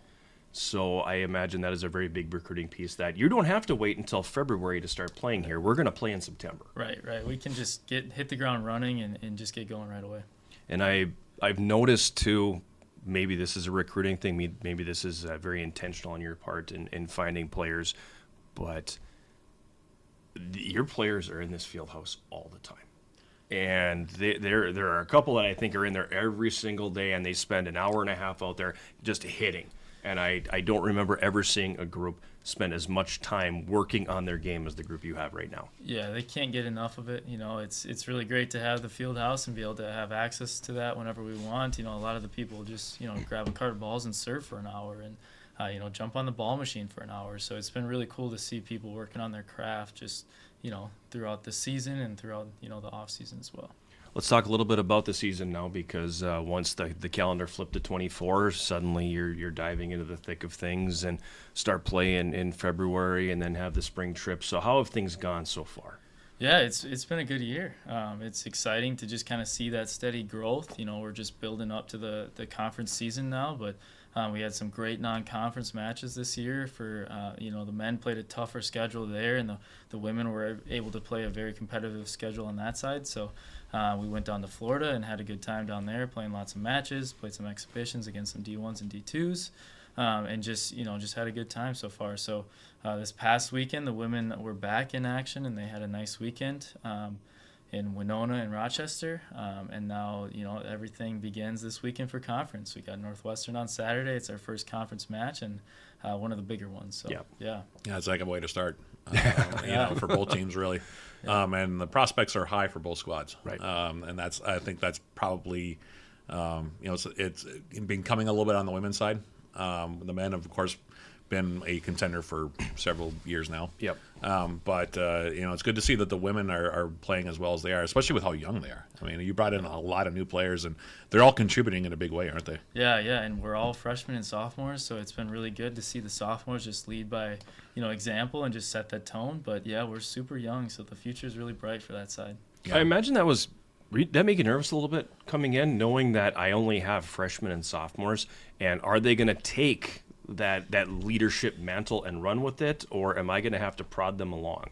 I mean, the nice thing is you're kind of on house money in a sense. Like, it can really only get better with experience in a sense. So we'll see what happens this year. We had that, we talked about that a lot, of just no expectations, just go play your best tennis and get better every day. So you can look at it outside looking in and have a young squad and be like, oh no, what if they fold?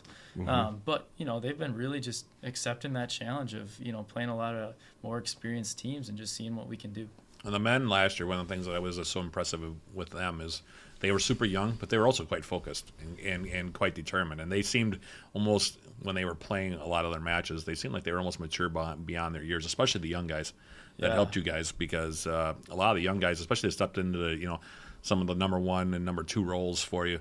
Those guys, I was really impressed with their maturity when I watched them play in person. Yeah, and they were kind of thrown to the fire, and they did well with the challenge. So, and it's proven to be good for this year too. Like it's really built upon that, and they know what's going on this year a little bit more than last year. So we can use, even though it's only a year of experience, it's enough to kind of give us a good look at what's going to happen this spring. You talked earlier about that group in particular playing a fairly rugged non-conference schedule. Definitely heavier than they played a year ago because they had the big run where they started out 9 or 10-0 or something like that. Yeah, and not the case this year. How have they responded to that? They love it. Okay. They after last year they're like, okay, we've done that. Let's go play some really good teams. So we were able to get Luther and Whitewater on the schedule, and Carroll was very improved. So. We played some really good teams, and you love to see them battle against those guys and just those regional teams, and that's what we're working towards. So, that's what you want to just kind of see and see if you can compete. And maybe it's not as a team yet, but it's at individual spots. And next year, it's we look to make that jump. But it's really cool to play those better teams. You kind of got derailed last year. In the conference tournaments, it was the first year of the split conference, the North versus the South, and the South teams you don't see until the conference tournament time, and unfortunately they're not true members of the UMAC, so you end up getting knocked out by a team that's not part of the conference, and that's the unfortunate thing. Right. Did some of the ruggedness of the non-conference schedule have to do with knowing come tournament time you're going to see a really good team that comes out of that South Division? Yeah, so just a little bit of the schedule model this year is in the conference tournament we play Friday, Saturday. Last year we played against Principia on Friday in the semifinals, and we got one of arguably our best win of the season. And then you turn around Saturday and have to beat a better team, so it's really tough. So this year we played a few with both teams. We've kind of prepared for that, back-to-back days against pretty good teams. So we've gone through that a bit already this year, and I think it's prepared us a little bit more for this spring for that UMAC tournament down in St. Louis. Let's talk a little bit about the business of the day, the Superior Day of Giving, and what you are in particular are trying to raise money for. We've had a few coaches on that talk about the team retreat, and you are one who's going to raise money for the retreat. What does the team retreat mean to you, and what do you get out of that retreat? Yeah. So the past 3 years, we've done our team retreat. 3 years ago, we went to play on some grass courts. 2 years ago, we went up the shore and did some hiking. This fall, we went to Camp Tall Pines over at Lake Nebegaman. And didn't really matter where we went. It was the product of the experience, and just coming to campus that first or second weekend and really getting to know your teammates and just kind of growing as a team and seeing who we are off the court. So wherever we end up going next fall, we're looking back at the grass courts. Maybe we'll go find some clay courts in the cities and do that experience there. Whatever it is, we're just looking to be together for that first bit of the season and really propel us forward. If you're going to raise money to go play on clay courts, I guess that we should be raising money for more shoes then, because shoes get destroyed on the clay courts, do they not? That's true. Yeah. Let's add it to the list. So we'll add to the list. We're going to add those shoes on there as well. Yeah. The other thing you're looking at is streaming technology, and this was interesting because you kind of came in and said, we'd like to do this because when we go play a neutral site, which you play a lot of, or we go on the road, they don't necessarily stream our matches. And it was one of these, why didn't we think of that sooner kind of things? Because it's a big deal. And for a lot, it's the only way we get an opportunity to see you prior to getting into the teeth of the conference schedule here at home. Yeah. And we've missed 2/3 of your season then. Yeah. And so many teams and sports have, just the live stats even and the live streaming. So last year we were able to add those live stats so people at home can at least follow along with the score. But the next step is really, adding that video so that we can really see, twofold, our families and friends back home. We have a lot of international players. So, Mai's family in Germany or Len's family in Japan can tune into those matches. In Brazil, they can just tune in, those families. And then the second part is just doing some of that analytics of the matches, just so we can, I can say everything that I can say, but if I can show it even more, it helps. So just kind of sitting down and doing those stats could be really beneficial for us as well. Live stats are great for the SIDs too, trust me. Yeah, really, exactly. Yeah.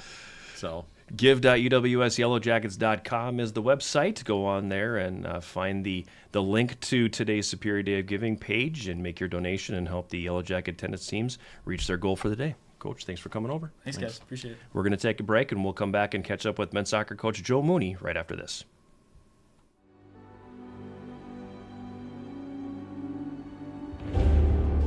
I like competing in NCAA Division III because it provides me with a well-rounded college experience where I'm able to focus on my academics and still compete in a high-level athletics. I love competing in the NCAA Division III because I get to travel and compete. My favorite part about competing in the NCAA is the balance between academics and athletics and gaining a bunch of new friends throughout the years. My favorite part about competing in the NCAA Division III is the atmosphere that UWS has. I love competing in NCAA Division III because there's lots of competition and opportunity for professional development. My favorite part about competing in the NCAA Division III is that I get to compete locally in my hometown. What I love about competing in the NCAA Division III is the balance between classes and academics and athletics and being able to micromanage my time. My favorite part of competing in NCAA Division III, just the opportunity to compete, as well as working around my schedule as a musician and a music education major. It's a great balance, and it's a lot of fun. My favorite part of competing in the NCAA Division III is all the lifelong friends that I've made along the way.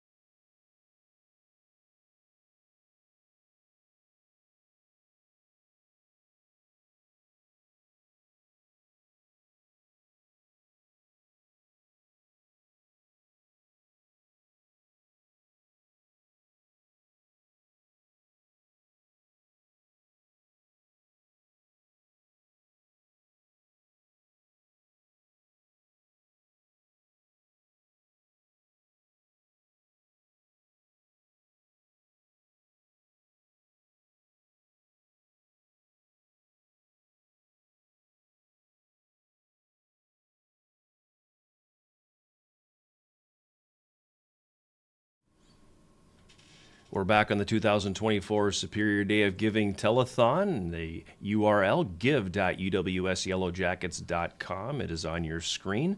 There is a link that in the description on Facebook as well as on YouTube. Click that. You'll go directly to the Day of Giving page for Yellow Jacket Athletics, and you will see the asks that all the individual programs have, as well as the ticker at the top of the page that's keeping a running total. And since we went on the air today, back at 10 a.m., we are now over $30,000 that have come in. So I'd like to think it has everything to do with you and me here, Matt, but that would be a I'm lie. also a realist, and that would be a lie. That would be a lie. And it has everything to do with the young people that are at this university, as well as the people that are guiding them. And correct. Our final head coach to stop in today is head coach Joe Mooney of the Yellow Jacket men's soccer team. And I had pondered bringing a really old baseball cap in and putting it right here, because winning, old hat for men's soccer. Yeah, it's. But we all know that it is anything but that, because winning is hard.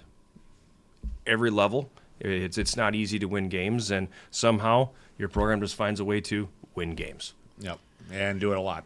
Yeah. Yep. Well, I appreciate you guys making me the closing act here. We'll see if I live up to the hype, but.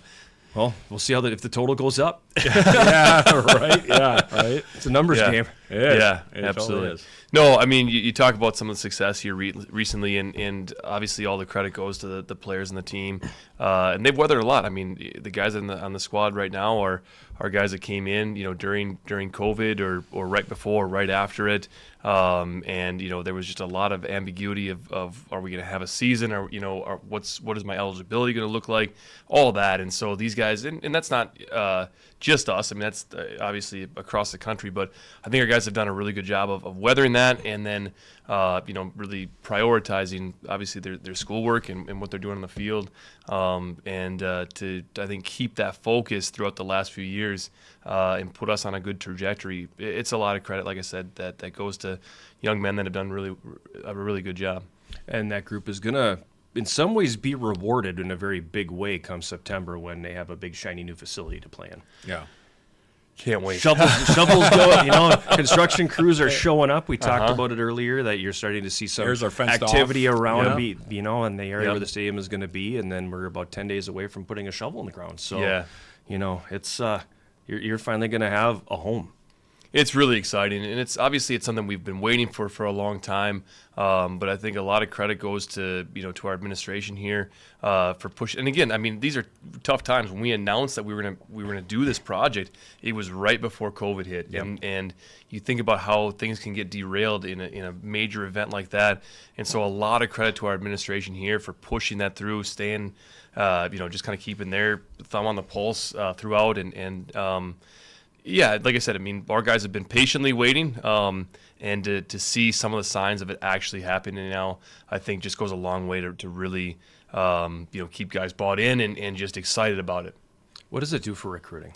Because you've obviously done very well recruiting, and you've done that without a home facility. You've done that in some years where you played matches at 3-4 different facilities. You do it now playing at a high school facility. What does it do for recruiting when it's finally here, it's on campus, it's yours, it has your logo on it? What is that going to do?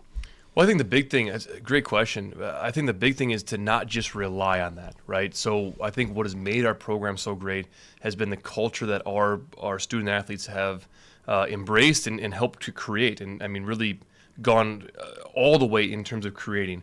And so I think what a facility does is it helps us, if we do it right, it helps us really foster that culture, that environment and that experience that we're trying to create for our student athletes. And so it's not just, hey, here's a shiny new object, come and play on it, and obviously there's some excitement about that, sure, right?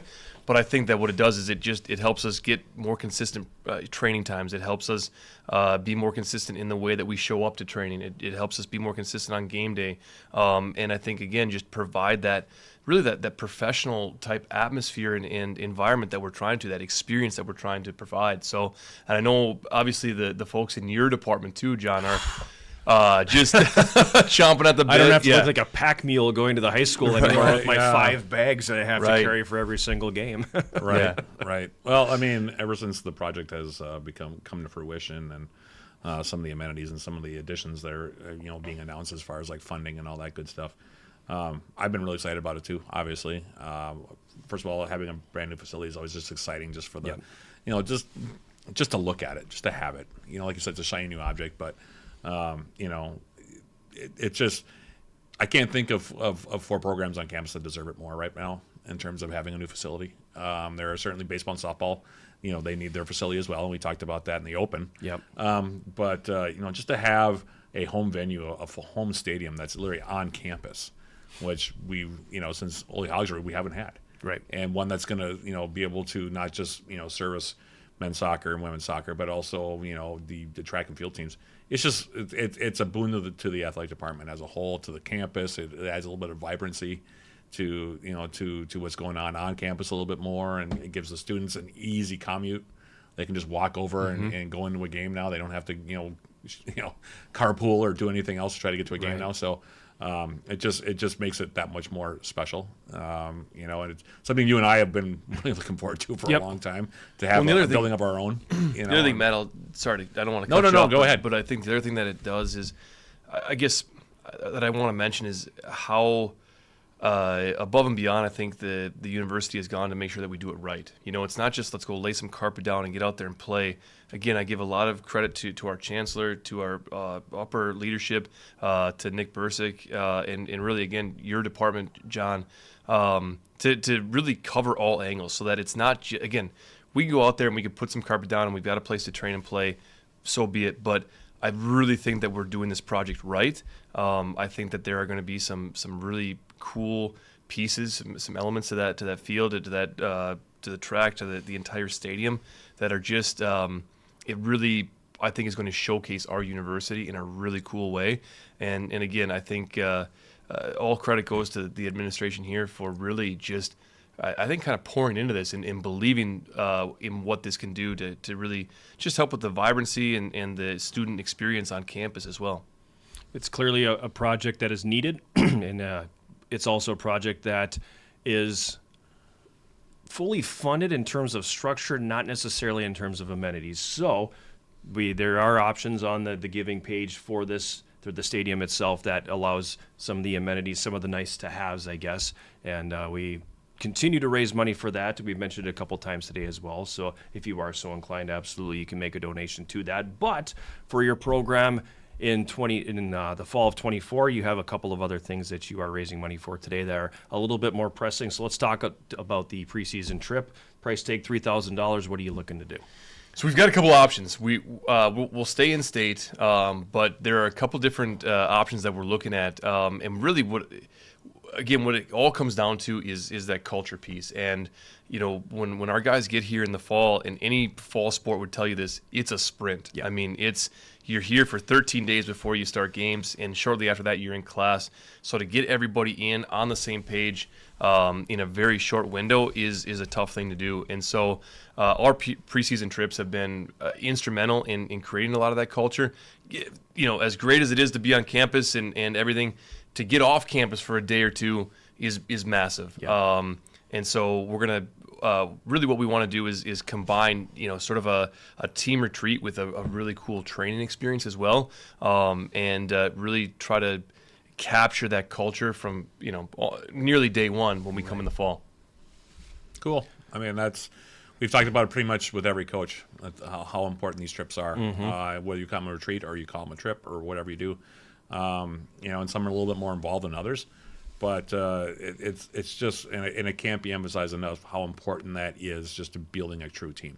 It's one thing to be able to go on the field and pass the ball to each other and score goals and celebrate wins. It's another thing when you really know the guy that you're doing it with, and the guys that you're playing with, and that's what these trips do. Whether you're playing basketball, or you're playing hockey, or you're playing baseball, or you're playing soccer, or anything else for that matter. When you get to share some things outside of the sport with your teammates, it's a big deal. It's a big, like I said, I could belabor the point to the end of time, but at the end of the day, these are people, and if you really know and like the people that you're with, it makes it that much more special, for sure. The other thing is the $3,500 tech ball table. So let's. What in the world is that? If you don't know, go look it up. It's is essentially. Is this a game? Is this a training tool? What do we got? All here? the above, right? Okay. So okay. It's think ping pong with a soccer ball. Okay. Yeah. And it's a growing sport. It's a massively growing sport. All our guys had this idea that they want to get a tech ball table at our new facility, and again, it all comes back to culture. I don't think this is going to be a piece of equipment that is going to make us massively better footballers, better soccer players.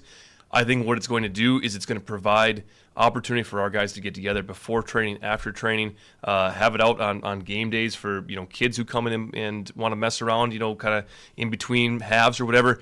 But again, really what it comes down to is culture, and what our guys want is opportunities to 30 minutes before training, 45 minutes before training, come in, play a couple games of tech ball. And really, if you want to blame anybody, it's our former assistant coach and incoming assistant coach, all in one. Nick Piazza is the one that really got us into the tech ball, and so it'll be a welcome addition when he gets here if we can get that thing funded. So $3,000 for the preseason training trip, $3,500 for the tech ball table. Give.uwsyellowjackets.com is the website. Go on, make your donation now, and help the table become a reality. And I just want to say that as cool as your trip is, Allison outdid you with her trip. Yeah, her trip was something. We've been talking about it all. Yeah, she one-upped you in the soccer department there with her trip. I'm trying to figure out a way to stow along on that trip, stow away on that trip. Yeah. That sounds like it's pretty spectacular. Yeah, it does. So once again, give.uwsyellowjackets.com/SDOG is the website. Make your donation today. Coach, thanks for joining us. Thanks again. Yeah, thanks, Appreciate Coach. it, guys. We'll take a break, come back, and wrap up the 2024 Superior Day of Giving Telethon right after this. Find your passion.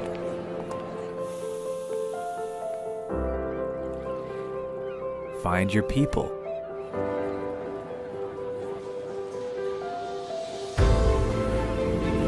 Find your purpose.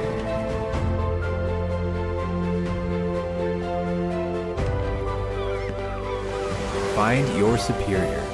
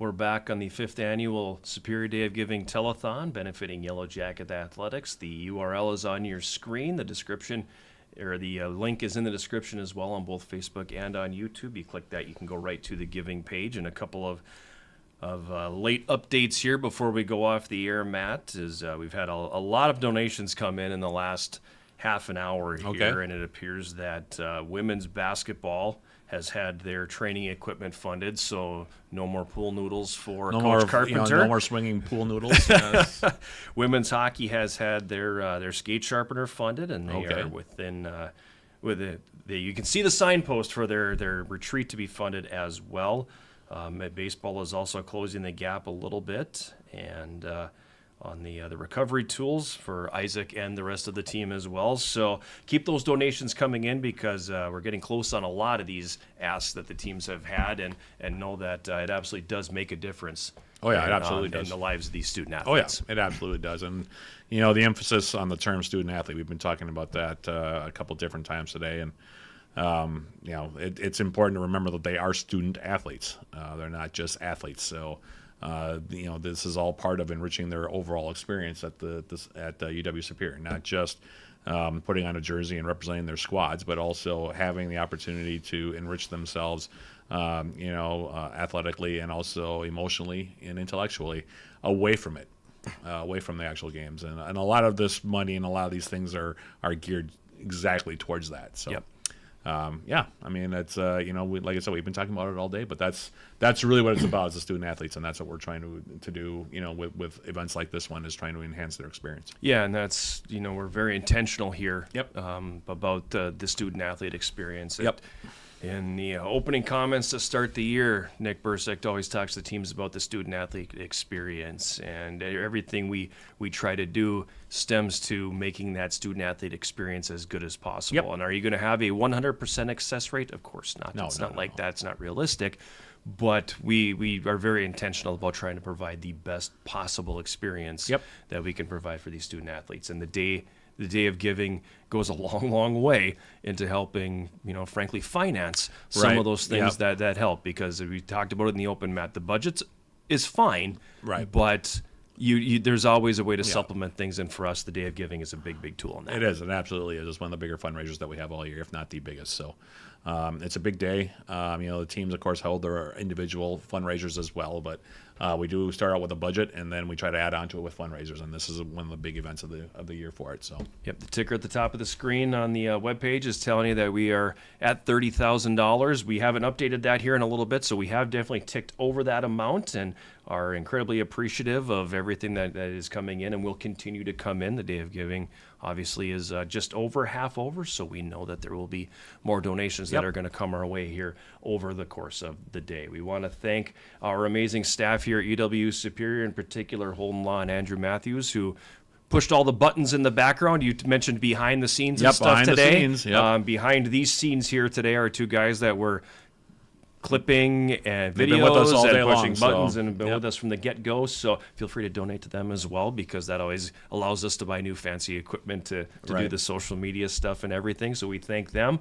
I thank you. Oh, thank you. For no problem. Sitting in with me on this as well. Thank you for inviting me. And our coaches and who come in and give us a few minutes of their time too, and really talk about the things that are important. One more time, that URL, give.uwsyellowjackets.com/SDOG for Superior Day of Giving. And again, you can explore all the different asks that the coaches have, and hit the Invest Now button and make a donation to benefit our program today. For our coaches and our athletic director, Nick Bursick, for Andrew and Holden, for the Big Sound, Matt Johnson, I am John Garver. Thank you for tuning in to the 2024 Superior Day of Giving Telethon.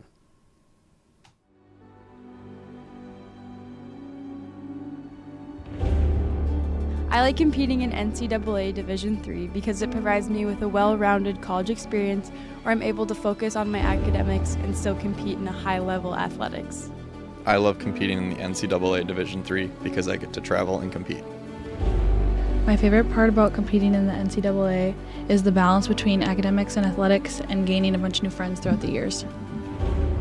My favorite part about competing in the NCAA Division III is the atmosphere that UWS has. I love competing in NCAA Division III because there's lots of competition and opportunity for professional development. My favorite part about competing in the NCAA Division III is that I get to compete locally in my hometown. What I love about competing in the NCAA Division III is the balance between classes and academics and athletics and being able to micromanage my time. My favorite part of competing in NCAA Division III, just the opportunity to compete, as well as working around my schedule as a musician and a music education major. It's a great balance, and it's a lot of fun. My favorite part of competing in the NCAA Division III is all the lifelong friends that I've made along the way.